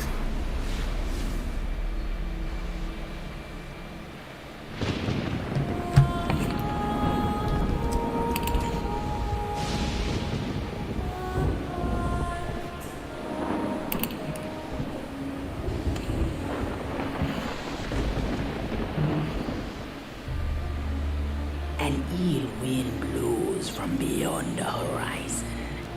A new danger is coming on the tides. Oh look, it's Calypso. Who might stop this ruin, trapped for all forever in the sea of the damned. Now to save the pirate life, you must start by saving the life of one. Okay, can we just admit that this is just, what's the name of that Battle Royale game everybody plays? It's not PUBG, it's the other one. Fortnite. Anyone else think this has Fortnite graphics? It does, but the gameplay is a lot different. It plays more like an MMO. From what I hear, it's actually really fun. Jack Sparrow. But I suspect you already knew that. I'm Jack Sparrow. My brother's played. I'm Jack Sparrow, and here's what I need you to do. I need you to go to Amber Heard's house, grab her, put her in a rug, and throw her into the sea, and then take all my money back that she stole.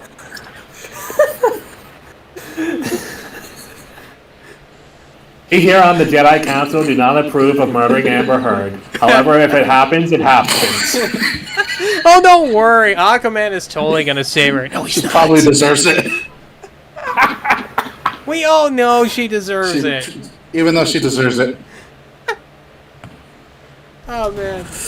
It looks like my favorite kitty friend has shown up in the chat. Hello, Jelly. Because of the treasure Jack stole, a darkness followed him here. Is it Missed just me, like or half the is- stream. Is it just me, or is Jack always after some kind of chest? Like in the first movie, it was a chest full of cursed Aztec gold. In the second and third movies, it was a chest that had Davy Jones's heart in it. In the fourth movie, With the chest of Catherine Zeta-Jones. yes. Oh God! In the fifth movie, does anyone even remember the fifth movie? Nope. Into shadow. Nope. I Didn't even see it. I remember they I tried don't to even pull know some it exists. Fast and, I remember they tried to pull some Fast and Furious stuff in that movie, and it just looked really dumb. Sure you know it. From what I hear of this so-called Sea of Thieves, it's nothing but cursed crews. What powder? A legion of dead, angry pirates. Oh yeah. Oh look, it's the fog from John Carpenter.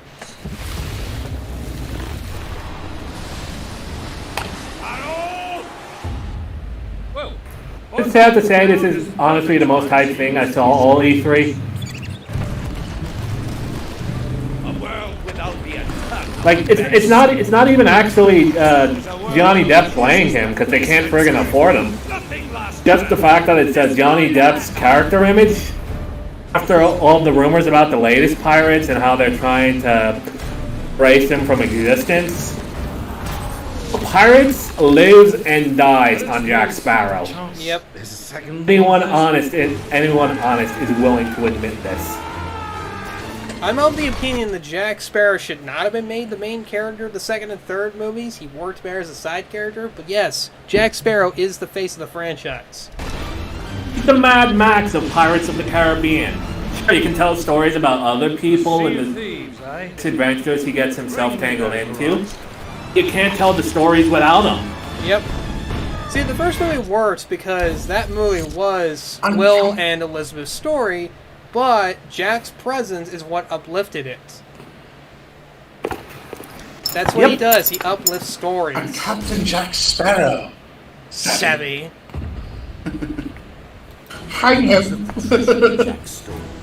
Alright. So we all can agree this actually looks kind of fun. Indeed. Actually, it makes me want to get the game. Yep.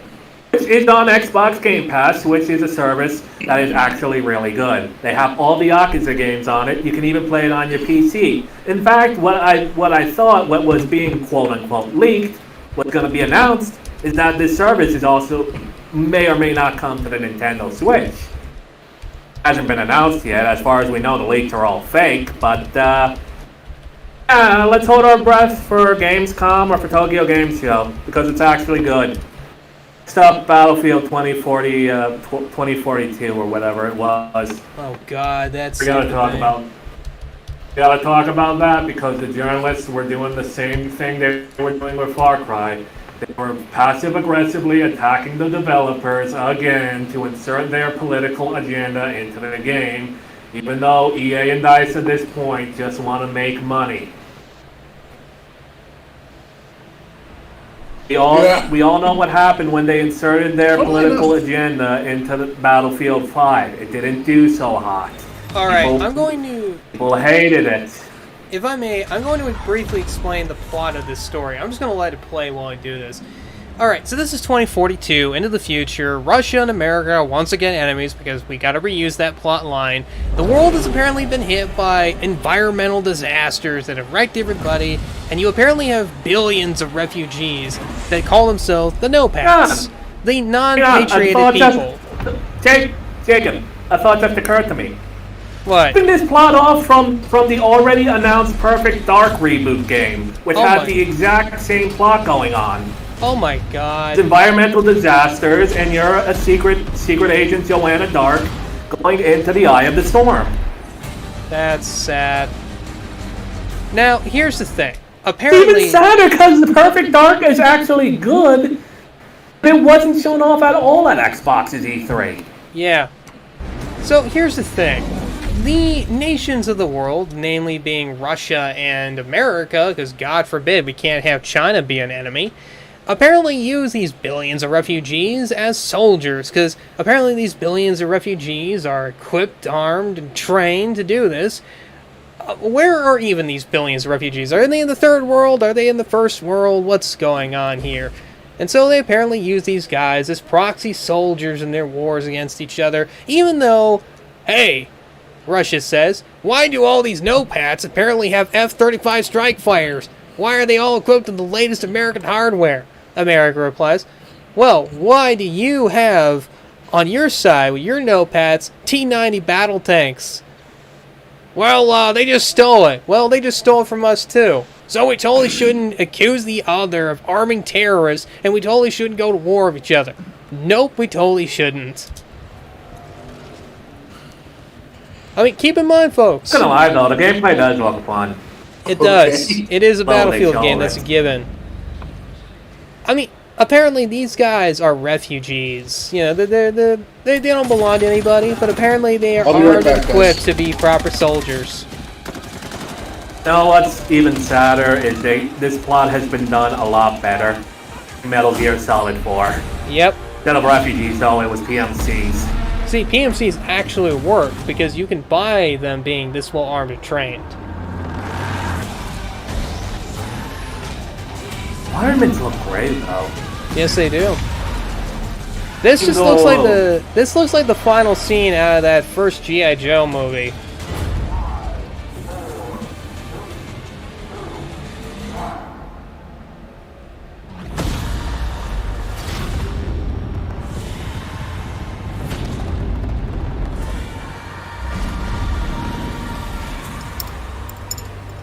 Oh look, Dubai, it's been sand in again. Where's our Spec Ops The Line dudes?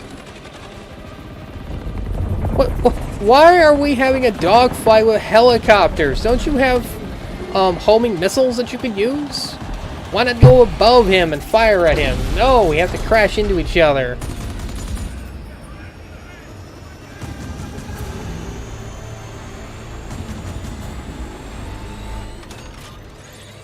Yes, we're totally gonna fire on the building. Never mind, we're probably gonna collapse the building doing that. Training. That shouldn't work. No, it shouldn't. ATV is too heavy. It's flip over and fold vertically down 90 degrees. It's too heavy. Oh, I've seen this scene. This is just borderline dumb.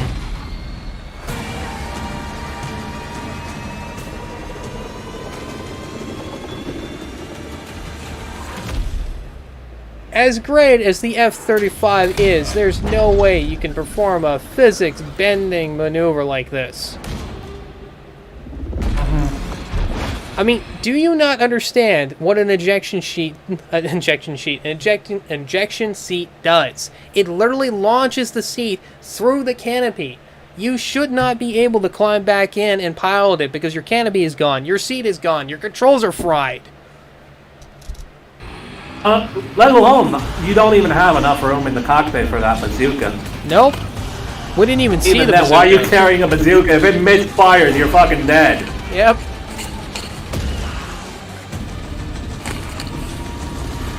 You know how easy it is to misfire a bazooka with all those G-forces in the cockpit. Oh yeah, and here comes this thing. Spontaneous.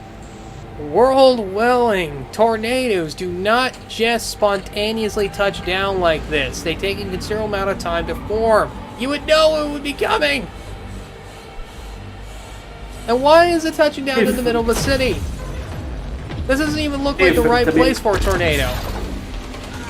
To be fair, it is a 20 minutes in the future game. They can get away with this kind of bullshit because they're not taking it seriously at all. Oh god. Not like when they were trying to make a serious depiction of World War II with cyborg women and freaking Brooklyn samurai.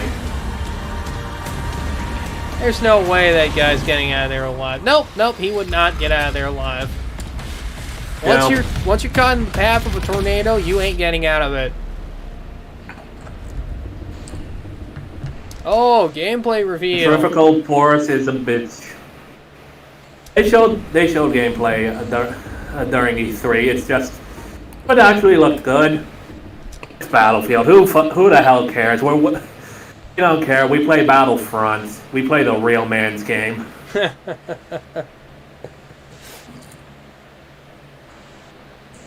So yeah. Alright, shall we move on then? Let's move on.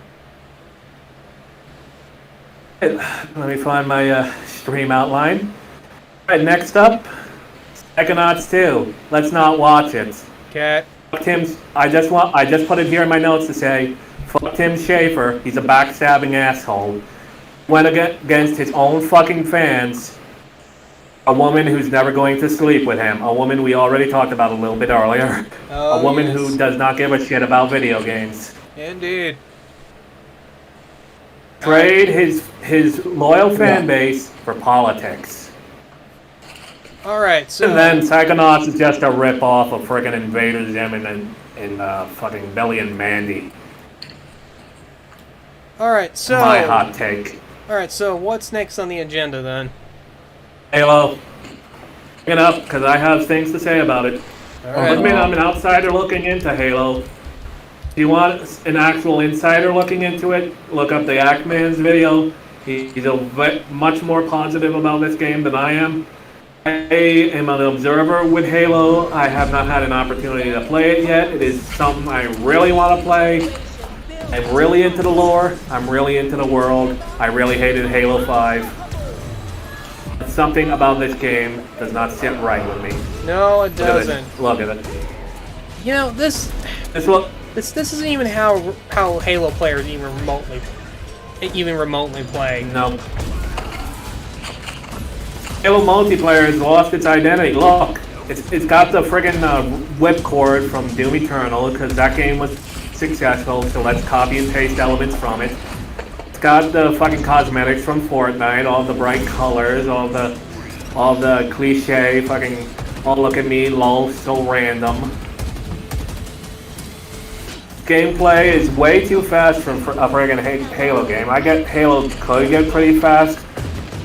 It's a precision-based game. You need to take at least a little bit of time to land your shots with Halo.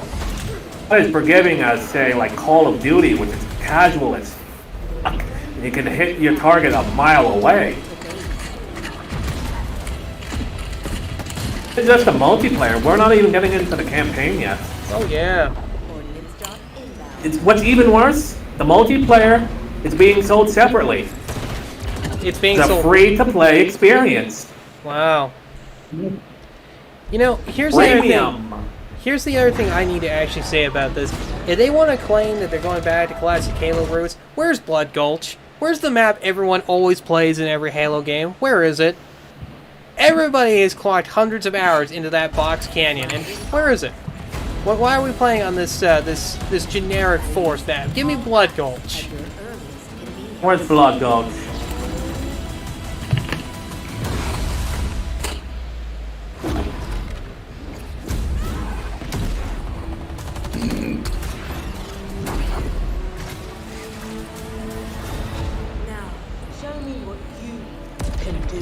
Oh, look, Samurai. Never mind, they had that back in Halo 3. So that was just... Very few people could even unlock that one. They hid it behind some really hard friggin' achievements. This one, I swear to you, it's going to be... It's friggin' locked behind microtransactions. All the best costumes that you have from the original Halo games, they're gonna lock those behind microtransactions and leave you with a bunch of random bullshit. Loot boxes, even. This is just one part of the Zeta Halo ring, the largest, most wide-open environment we've ever built. And we can't wait for you to explore. When you think first-person shooter, when you think one of the Godfathers is a first-person shooter, do you think wide-open environment? This is one of the games you want to be railroaded in. You know what this just feels I like? agree, fair. Go ahead. Halo 1 does have wide open levels. For the time, yeah, but they weren't. Still, it didn't make it overly big. It's not trying to be friggin' Skyrim with like 10,000 chests with used tampons in them. Is Spartan 117? I mean, this just feels like, you know, when they said, all right, we're going to go back to basics, we're going to go back to what Halo was good, this just feels like a poor attempt to basically remake the first Halo game, which in my opinion is still the best Halo game. He'll face his greatest challenge yet, but they're not alone in the fight. Oh, the main batteries are shut down. We're stuck out here. But right, maybe there's there's someone in the best chat who design, played yeah. more Halo and who can assure me that I'm just being overly cautious with this after what Halo 5 was. If so, please speak up. I'm going to pause this here for a second. I'm just not feeling it. I'm going to pause it here for a sec, because there is a good moment I like in this trailer. This right here. Master Chief is respectful of the dead Marines.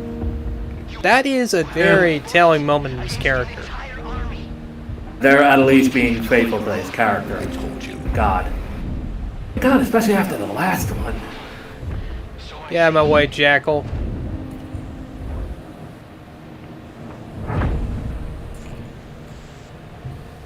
I don't have to respect the alien. Excuse me, Marine, I need to borrow your rifle. So, you know. Sorry, Marine, sorry I couldn't save you, but I need to take your weapon.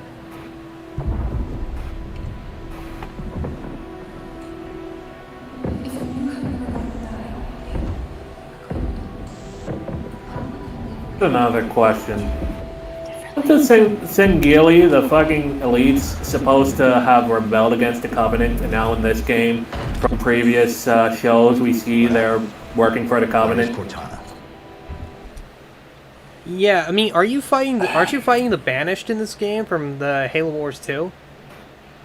I think so. No, their leader is an elite. You're not fighting a brute. You're fighting Cortana's guardians, and she basically gave an ultimatum: join my cause, basically be reduced to the Stone Age. No. Koopa, let him finish. Let him finish. And quite a few groups did join her, including some Splinter and San Haley. So, Squash. I think that's what they're going for. Oh, no. What? That couldn't have happened. Because that was a really bad fan fiction. And even this game isn't acknowledging that.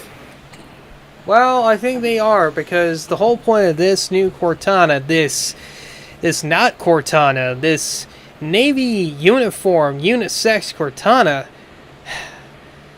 they apparently somehow managed to capture Cortana, attempted to delete her and replace her with a new Cortana to give the Master Chief. Yet apparently, as we learn in the audio here, it didn't work. About that? Isn't that the ending of the fourth game, not the fifth game? Yes. Did you hit your head or something? It means they're not acknowledging the fifth game. My instructions were to enter this installation. I mean, it's about as... let me put you this way, Koopa. It's about as not acknowledging Halo 5 as Rise of Skywalker is not acknowledging The Last Jedi. Just waiting for the moment where it's like The Mandalorian not acknowledging The Last Jedi or any of the other sequels. Yeah, but the thing is that this is not cleverly getting yourself out of a pit. It's just raising more questions. There's something else. Also, is it just me, or do they just really make the voice syncing in this really just ugly? On successful deployment, my deletion returns. I mean, it's supposed to still be pre-alpha footage, so maybe it'll look better in the final product. They're not putting their best foot forward, so I don't know. Something stopped your deletion. We need to find out why. Is that Pac-Man still in the chat? Didn't you have something to say about the new Cortana? I don't know. The mission's changed. Still there? I'll give him a ping. Are you sure? For you.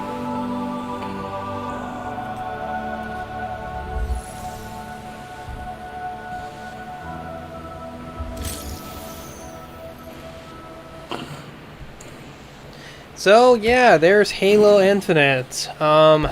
A game that claims to be going back to the basics of Halo, yet basically throws in every single new trope in gaming that has appeared in the last 5 years.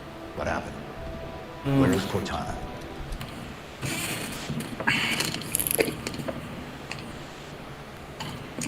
I am much sad because Halo Well, at has least they bigger got the- shoes to fill than this. Yeah. Well, at least they got the art design back to somewhat normal. I guess At least that, and at least still, it's not- at least we're playing as Chief and not as some no-name nobody chasing after Chief. Because he feels insecure about the size of his dingling. Did you hit your head or something? Ironically for a black man. My instructions were to enter this installation, imitate Cortana, and lock her down for retrieval. Oh well. Yours were to take her back to Well, the maybe I'm just being overly paranoid because 5 was just so bad. I don't know, man. I hope that's the case. I hope this game is good. I don't know, want man. this game to be good. I want Halo to return. I don't know, man. The thing is that I'm a guy who largely has a passing interest in the game. I care more about the lore that's established in the books. And even I'm like, I don't know about this. Like, I'm not even somebody who played Halo 5. I'm not even somebody who really cared about Halo 5. And I still am like, I don't know, I'm getting meh vibes off of this. So if it wasn't you... I mean, let me put you this way. Yeah. Whereas Halo 4, for all its problems, it had an excellent opening trailer. It got you hyped to play that game. This just doesn't. Okay, then. There's something else. Whereas I have played pretty much every single Halo game except for 5 and Halo Wars 1. I played Halo, Halo 2, Halo 3, Good. Halo 4, Halo ODST, and Halo Wars. This wasn't... Halo Wars 2. The missions changed. They always do. And I've never played Halo 5, and probably By the for way, the best. Microsoft 343 put Halo Wars 1 and 2 in the collection and have them be DLC for Master Chief Collection. Do it. Might actually get people to want to play those games. The words of Kermit the Frog, do it, pussy. Okay. Alright, so are we done with Halo, or do we have anything else? Yeah, we're done. We're done with Halo. I'm just unsure about what's going to go with this game going forward. Next, I do know what we're going to get into. A game that created a controversy. A game that was branded racist, a racist game only for Nazis. A game that is so horrible and evil and against humanity. Those of you with weak constitutions will have to turn away. Oh, too late. It's Forza Horizons 5. Another racing game. Seriously, who cares about these games? Sarah, Elisa in the chat cares about these games. Well, good for you. I mean, I won't lie, the environments look freaking gorgeous. Oh yeah, it's friggin' beautiful. All the stunning landscapes of beautiful Mexico. I'm guessing this is like southern Mexico? It's supposed to capture a lot of Mexico in it. Well, yeah, mostly Mexico's southern Mexico because they show the temples. Yeah, because Mexico's a pretty big place. Yeah, this is very sort of Mediterranean. This is southern Mexico. There's also some very snowy mountains, there's volcanic landscapes. They tried to capture all over.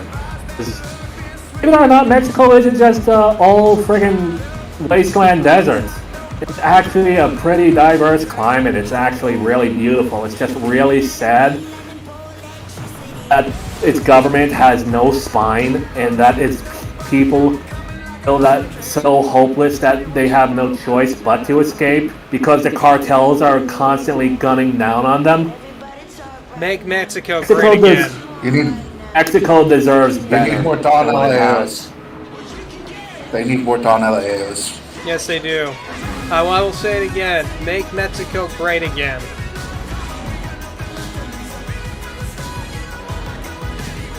I mean, you know what? Screw the Middle East. Screw Saudi Arabia. Screw all those guys.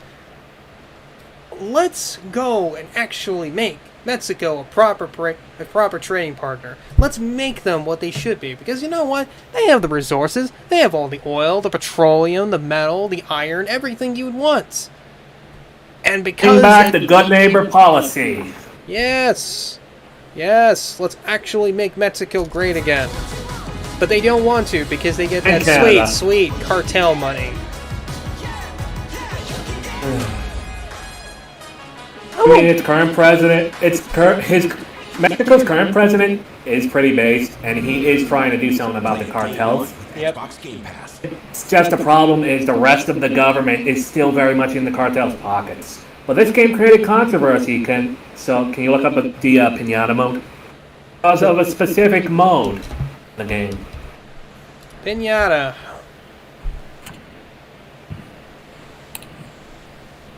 The gameplay demo should have it. Okay. Where in the video is it? Hello, It should be later I'm in. Mike Brown, creative director I'll go of to the Gran Caldera volcano. Check out this geology detail. It's around here that it'll show up. Just keep it playing. Using photogrammetry Yeah, they did a great job with Forza Horizons 4, which it depicted the UK. It depicted it quite beautifully. It made me want to visit Joliet Building one. Yeah. It's doing the same thing with Mexico. And thanks to the power of the Xbox Series consoles, from up here we can see for miles in every direction.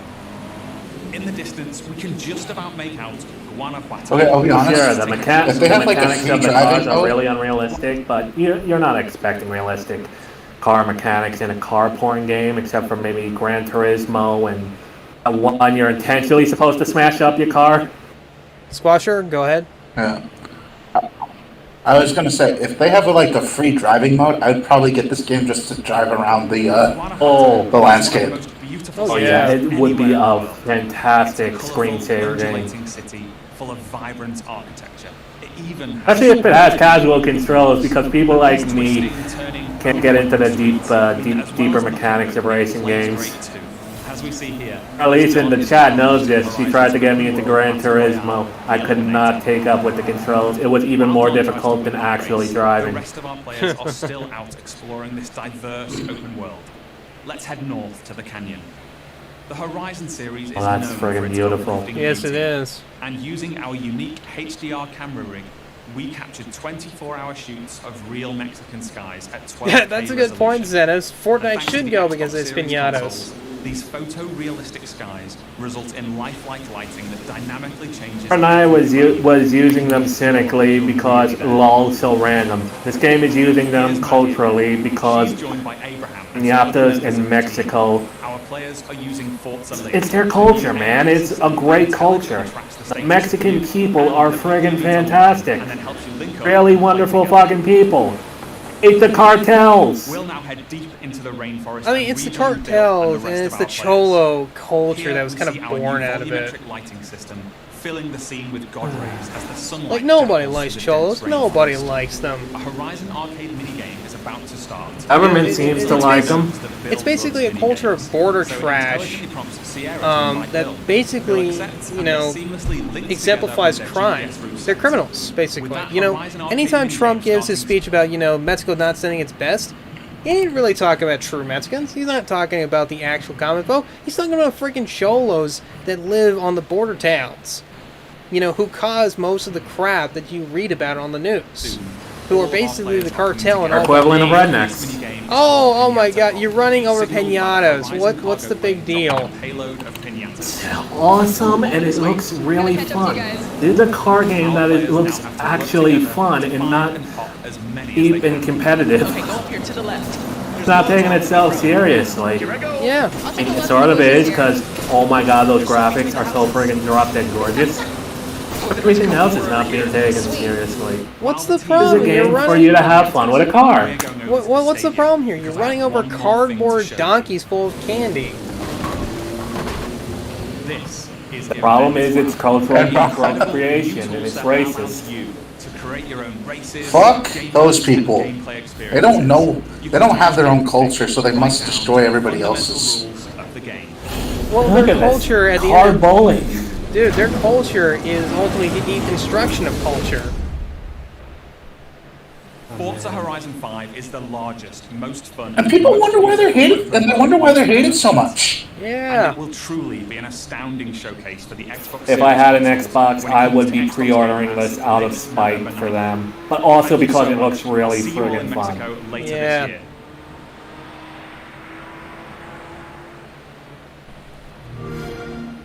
Play it day one with Xbox Game Pass. Alright, so is that it for Forza? That's it for Forza. Let me check the outline. What's up next? Yep. Oh, this is the final game. The one that Pac-Man had something to say about. This is Redfall. This is Bethesda's newest IP. This is the game they felt was such a big deal that they saved it till the end, even over Halo.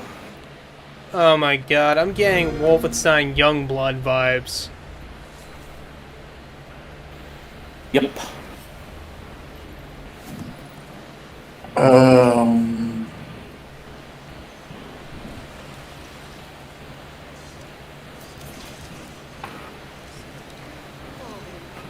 Let's see, yeah, okay.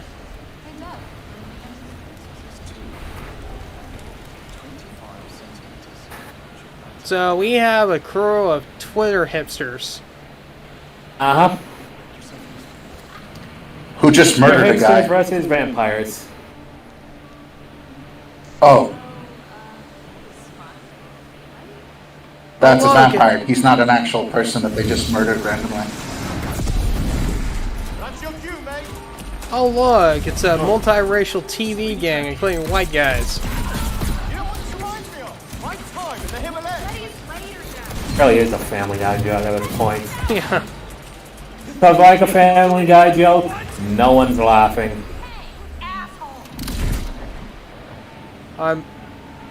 Could her haircut be more of an ethnic stereotype?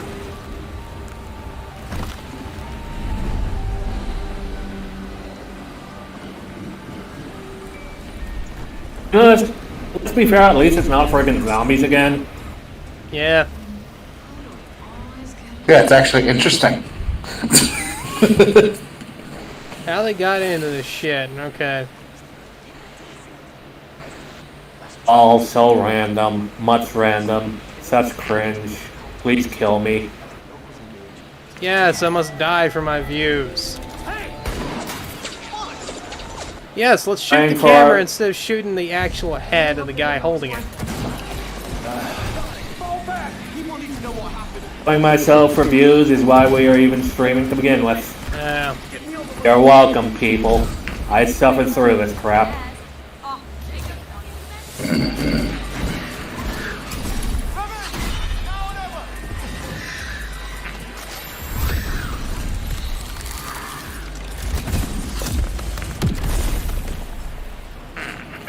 At the very least, they used vampires, so.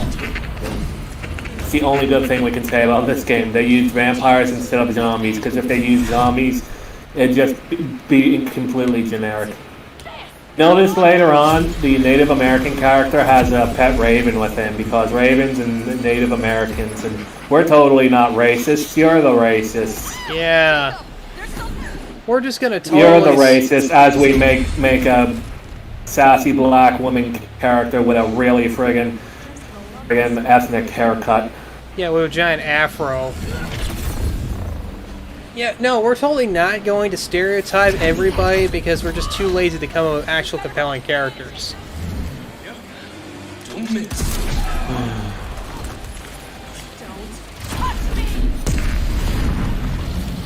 Mary Poppins, yo!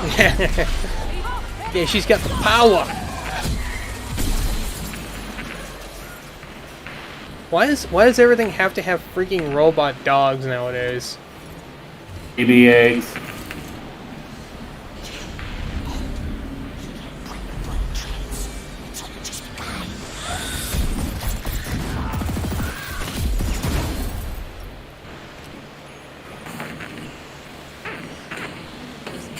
Give me an actual game about a team of hunters who go after creatures of the night. Oh, even better than that. Please. Buffy the Vampire Slayer game.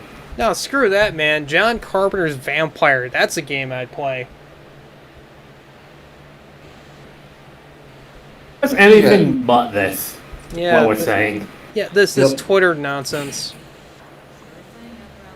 It's probably gonna die in the sales. I'm gonna hear it first, folks. This game is going to die on the game shelf. Oh, Hey, look, if the it's sun is out, Voldemort. that vampire's still alive. Oh, look, it's Voldemort and Goro's love child.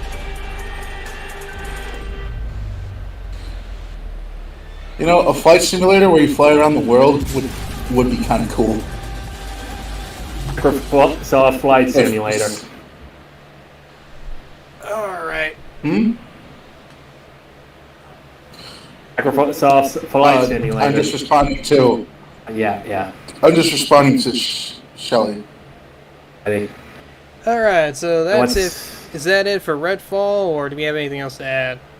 That's it for Redfall. They showed one more thing. Do we want to show it? We show it. Is it? It's an unfunny joke, but I think we should show it. Show the mini fridge, the Xbox Series X mini fridge. Mini fridge. Wow. The mini fridge. Really? That's the best you can come up with? A freaking mini fridge? You do realize you can get those for like $50 at your local Goodwill. First time in Xbox history. Does it also play a game? I don't know. How Jack Keighley keeps his Mountain Dew cold. Sir, we don't have anything to showcase at E3, but we do have this fridge. Brilliant! How's that gonna sell games? Games?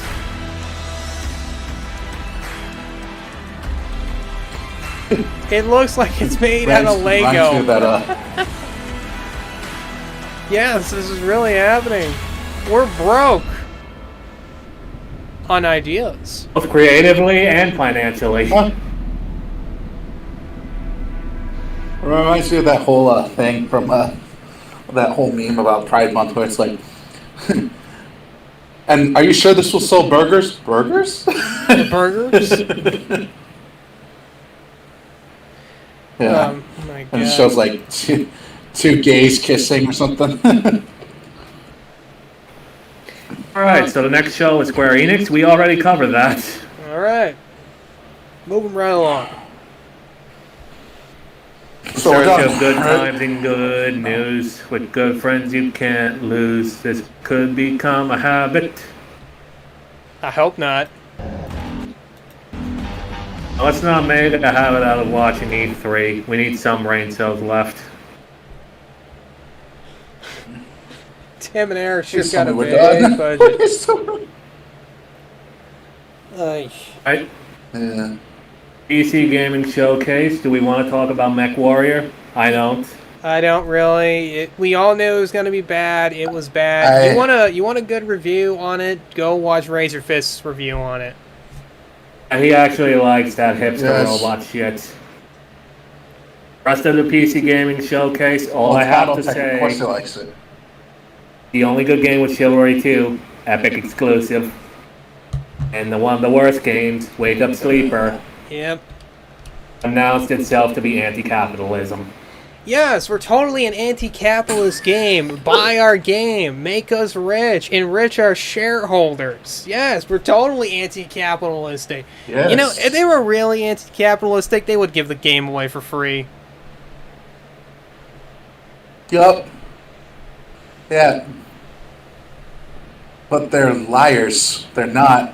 So, whenever somebody tells me that they're anti-capitalistic, I just like, okay, how much are you selling for your message? Well, this amount, then you're not anti-capitalist. No. Fortunately, it went quickly into the next showcase, which also had friggin' nothing. It did have something. It had a very, very violent game that GameIndustry.biz made a note about. They said there were no non-violent games shown off. And this very violent game is called The Lake. Probably a lake of blood. And it's about the lesbian mailman. Such violence.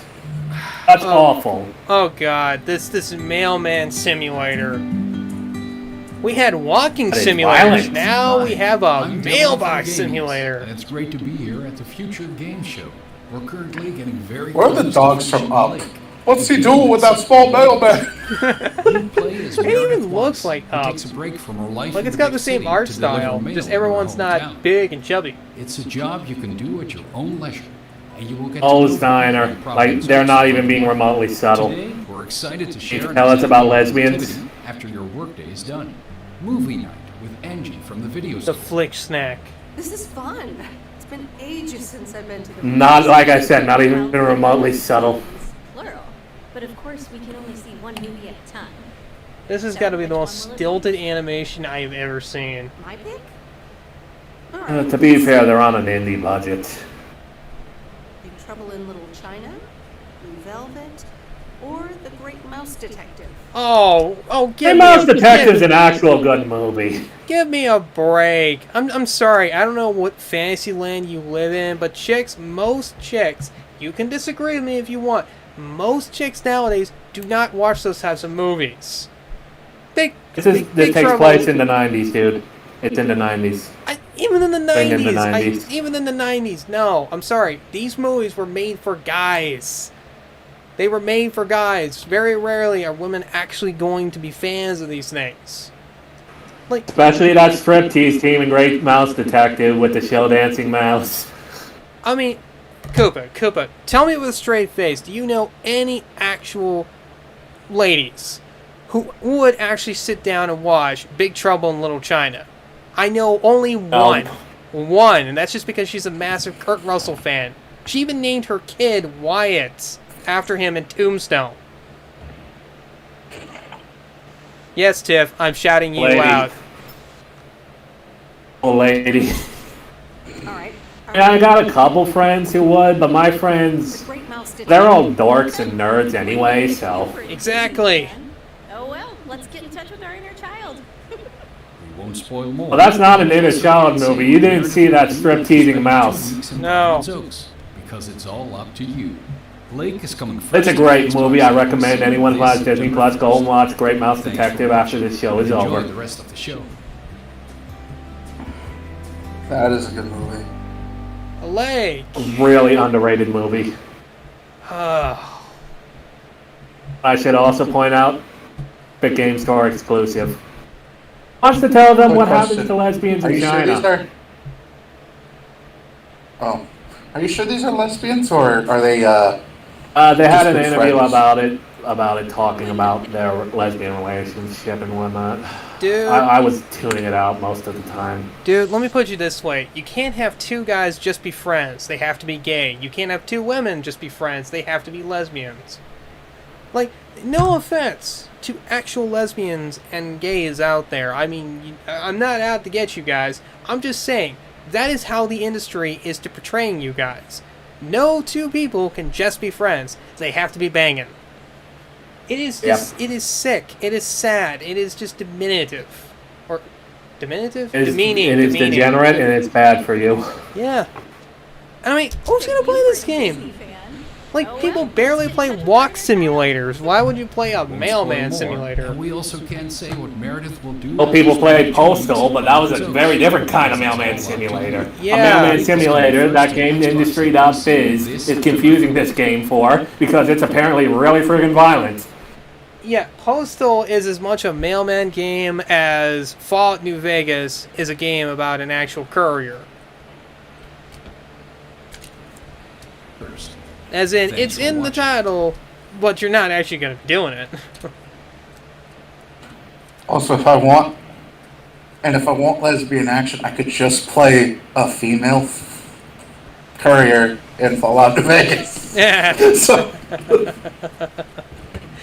Alright. It's now time. On to day 3. Worst day of E3. Oh no. I must show you all face of E3. I'm gonna warn you all in advance. It's not going to be pretty. It's also not going to be non-political. No. People who know me on all these different platforms. And, I don't really hate anyone. This has taught me to hate. Because there is no other reaction even remotely possible I can be doing. This is what the ESA thinks that gamers want. This is the voice of gamers now. This is the voice of the industry. This is what the voices in ratings board of the industry think that gaming is all about. This was made very apparent in this day 3 because this person was on screen for almost half an hour. Is this the drag? Is this the drag queen? Yep. Yes. It's the drag queen. I'm sorry. I can't type. Drag queen. Eat.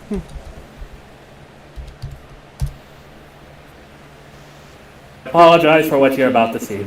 Prepare yourselves. Look into the face of pure horror. Believe it or not, this is E3. No. This is what E3 is about. This is what gaming is about. Toasty, Teresa, thank you for enduring this so we can show this to people to tell them to stop supporting this nonsense. It's happening all around us. We don't know what tomorrow will bring, but we know. You don't even need to show everything. Narratives, trans narratives, gender diverse narratives. Tell me why, but I don't know. You found a John genre. One of the main characters is huge. Many, if any, main characters that are trans that are playable, being someone who identifies as non-binary, seeing someone non-binary, that is you are trans disgusting. represented in a game is just so. Like, you are a guy who literally could not hold even a single straight relationship, so you decided to turn yourself into a woman to compensate. Incredible to me. Look at this! Look at this! And without realizing the problem isn't your appearance, it's your personality. You make everything about you. Yes. Believe it or not, it's this is too good to be true. No, it really isn't. Release in the chat, I now need a beer. So do I, and I don't even friggin' drink. Get me a Guinness. Give me paint thinner. Anything at this point. Please. Oh. Well, that's pretty indicative of day 3, it seems. Yeah, because all there's left to talk about is the Take-Two Interactive. There was panel after diversity panel. There was a panel about BLM. There was a panel about accessibility, hosted by a guy in an iron lung. There was a panel about how women aren't in gaming after they showed all these games with women in them. There was a panel where game journalists demanded there be more panels about accessibility and inclusivity and diversity and all that. So, literally everything except actual game news. Yep. And when the Capcom came up to the plate to deliver game news, announced fucking nothing. All the games they shown were already announced. I apologize, Squasher. Go right ahead. Alright. And we're the ones accused of bringing up politics on these subjects when we're not the ones who do it. We are not the ones who brought it up in the first place. These people do. Why are you accusing us of doing the thing that these assholes do? Not you in the audience. I'm sure most of you do not care one way or the other. But like when people, I've seen people who basically accuse random people in comment sections or the guys who do videos who talk about these subjects, who are like, oh, you're just bringing in politics and race into this now. It's like, no, we're not. They started it. They brought it in first.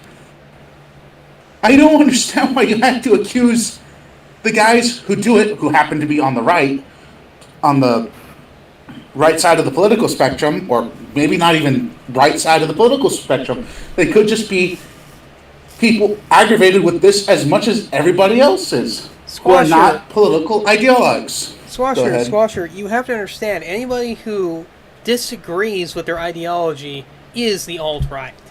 You are Nazis, you are fascists. Never mind, you are the real fascists. You are the ones using the fascist tactics. You are the one who are labeling us political enemies. You are the ones who are using race as a means to divide people. You are the ones who are bringing down this industry, not us. We're the ones who are fed up with it and are telling you to stop it. Make gaming great again. Make it great. Go right ahead. You don't want to know what's even worse? A 10-minute segment about a small little indie game. Well, it wasn't so much as a game, it was a very transparent attempt at an NFT marketplace. NFT is short for non-fungible token. It's a form of cryptocurrency.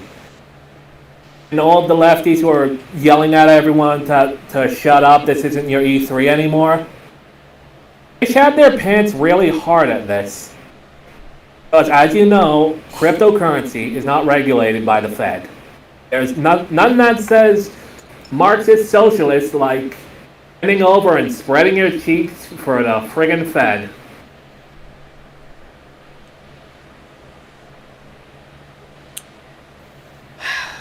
Yeah. Mm-hmm. So this video I want you to play. What is it? Are we still here? Oh my god. Yeah, hold on. Kojima, do not come after us. Scroll down. Not the original scene. Not the original scene. It's too much. That one with the helicopter. Okay, this one. All right.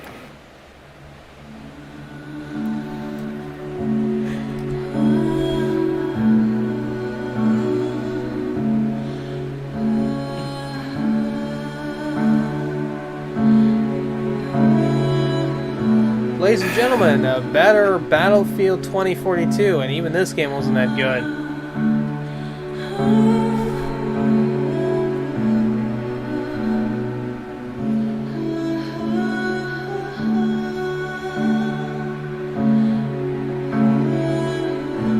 Does he actually say the speech? It's about. Going. Why are we still here? Just to suffer? Every night, I can feel my leg, and my arm, even my fingers. The body I've lost. The comrades I've lost. Won't stop hurting. It's like they're all still there. You feel it too, don't you? I'm gonna make them give back our past. Yes. Make them give back our past. Make them give back our money. Back E3. Back our games.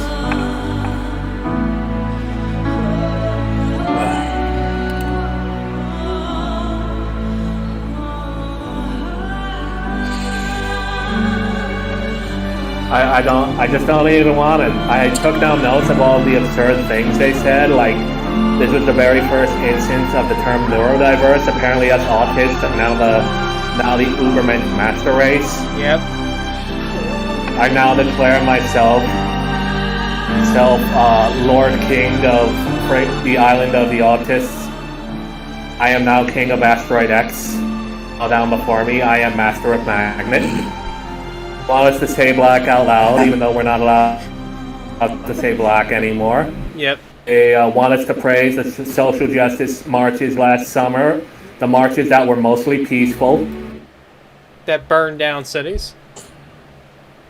I just don't want to even anymore. The entire rest of the day was diversity panels. The very next day, aside from the Nintendo Direct,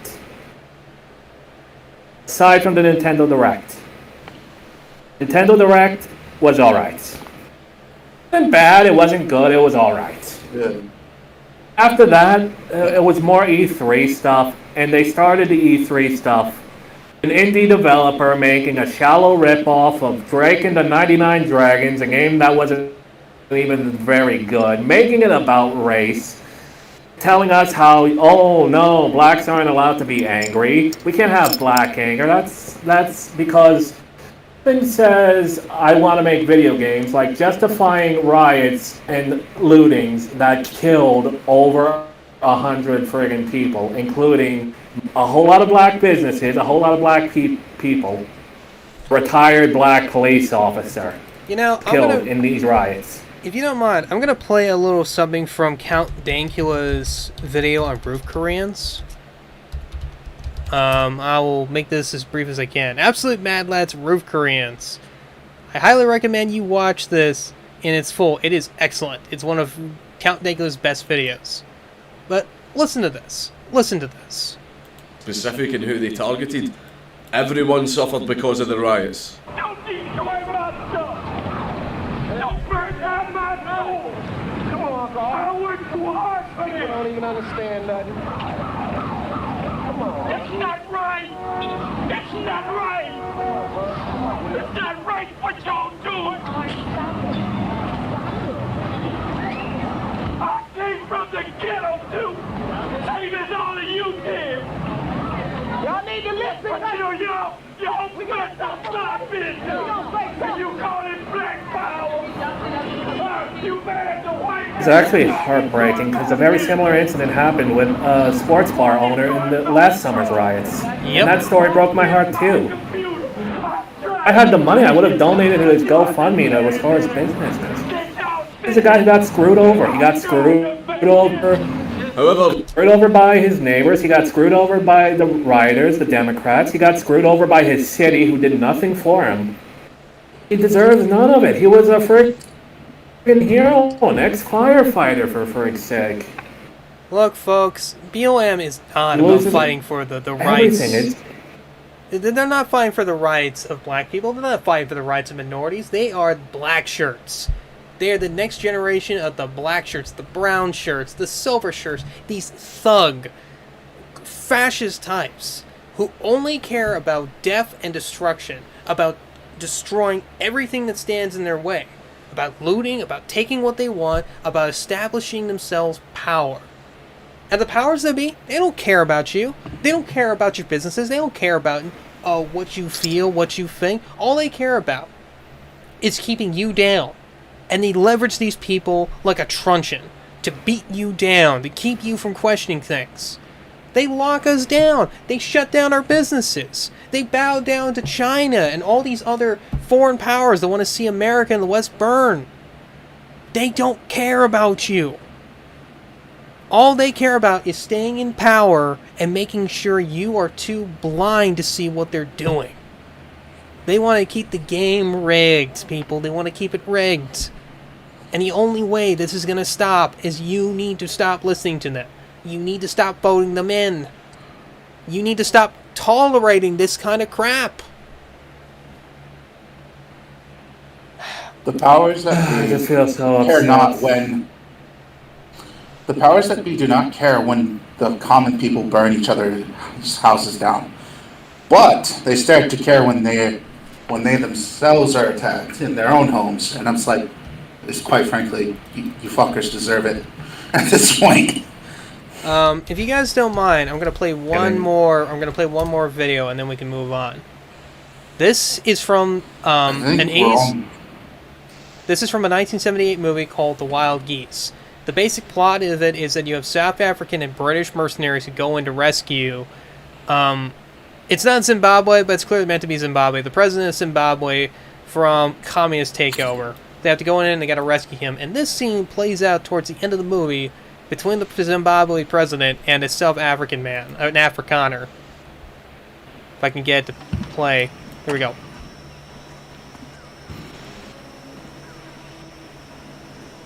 Now, your white friend South Africa, see you, huh? Oh, Koopa, if you think you can ride me through the bush like a bloody mule and laugh at me, you can very well crawl. We whites have carried you people on our backs ever since we came to this country. It's the other way around, isn't it? Is it? You need me to save your miserable black life right now, don't you? I do. Then you may need me to save yours. We need each other, white men. That's the way it should be. We've got the whole world using us now. Being easier at that point. Destroying Africa. Our new freedom is just another label for their brand of slavery. And the final bloodbath is coming. First between black and white, then between black and black when you whites have left Africa for good. Man, we have built your countries, and now you are kicking us out of almost all of them. You're living on foreign aid, robbing your own people blind. You're crying about outside oppression while you're killing each other in great big bleeding batches. Once you have something better to offer, then you come talk to us in the White South. We both have something better to offer. Listen to me, because your White South is next unless you land. Oh, bullshit. We whites were born here. We are just as African as you are, and don't make a mistake. We are gonna stay. I'm glad to hear that. Then you'd better join us and help us sort out our future. Join you? We've got to learn to care for each other, or there'll be nothing left of our Africa but a bent out battlefield. You have a point there. But do you have an answer? I have the will to look for one. We have to forgive you for the past, and you have to forgive us for the present. If we have no future together, white men, we have no future. That's what I believe in, and that's what I'm willing to die for. You're beginning to sound good to me. Maybe we need you. Maybe you are just the man.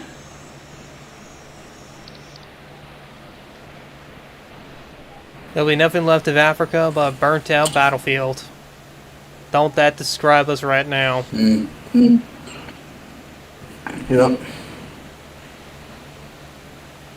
Let's cover some from Nintendo. I need a small white pill before we close this stream. Alright. Kazuya trailer.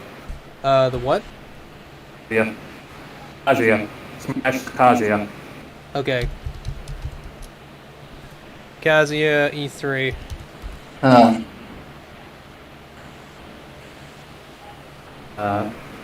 In Smash Bros. Can you post it in our pre-show chat? I'll spell it because I don't have enough tabs open. I don't want my computer to overheat like yours did. Okay. All right, go. Yeah, folks, this is when we're completely off the script. To be honest, I think we're kind of. I think we're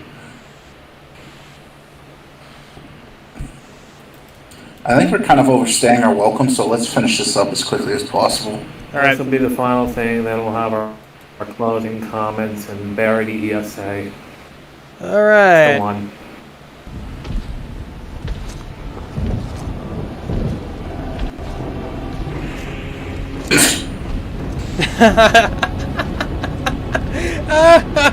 Oh my god. Bit of lore's sake. Actor is his dad, Heihachi. You can't have a Tekken reference and not have somebody get thrown off of a cliff. Mishima special. Their rematch after 11 years, or however long it was. It's a friggin' remaster of that game. Not the microtransaction element, please. Oh no, come on, not Captain Falcon, no! Oh, not Falcon. No! Kids. Min. Throw Marth off though, fuck him.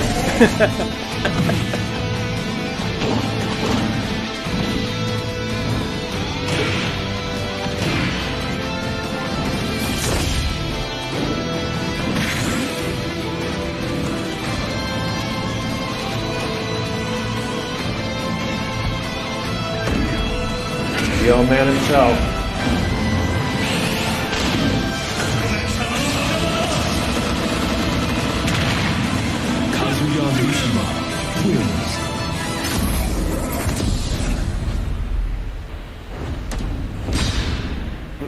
keep letting it play. Really? Oh, that curveball. Really? Not curveball. Wait, did he actually fall? Nope, he's still alive. Oh, that was good. That was Nothing good. bad happens to Kerbo. He is best pink. Alright. That was E3 this year. Yep. A lot good. And like Xena said, mediocre Nintendo Direct was the best thing for it. Yep. Guys, we have a duty to do. Coffin dance. We talked about E3, so you didn't have to. Coffin dance. Oh, the coffin Look up dance. the coffin dance, man. Okay, coffin dance it is. Star Wars coffin dance. Coffin dance. Best DLC reveal yet. You're using the Order 66. Yep.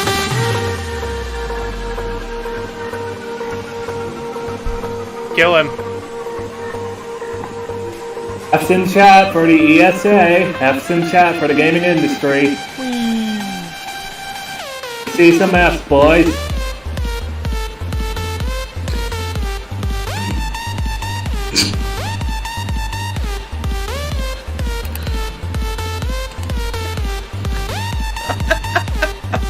Oh my god. You just download this for general purpose. Yeah, just download it after we're done. Yep. Oh, man. Alright. That is... Alright, Alright, so that was guys. E3 this year.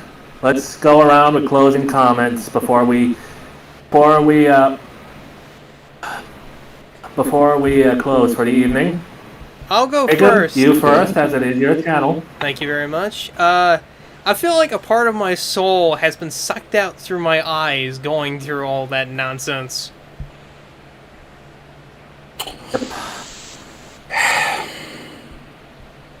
Same. I'm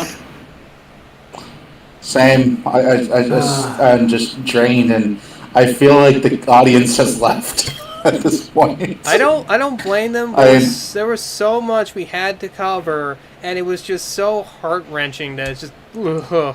I don't blame that they left. Yeah. Hopefully our next stream will be something a lot more lighthearted. Please. Yeah. Oh, that's that.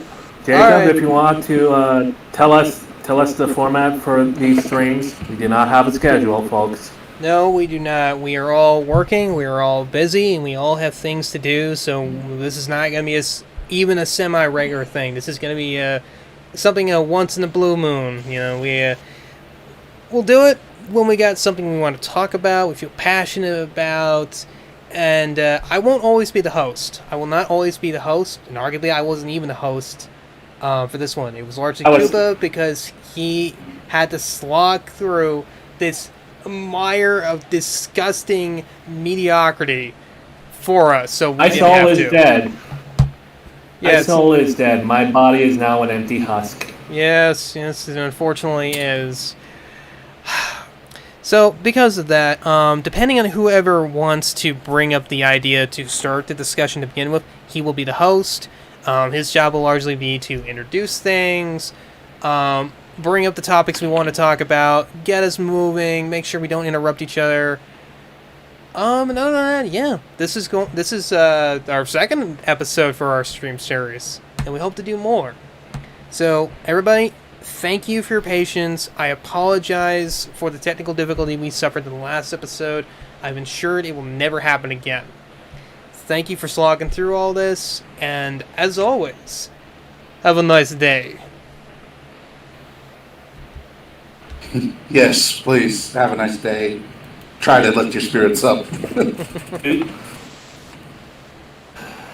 Duty doesn't end until we die, or however that quote goes. I'm still a novice in Warhammer. Only in death does duty end.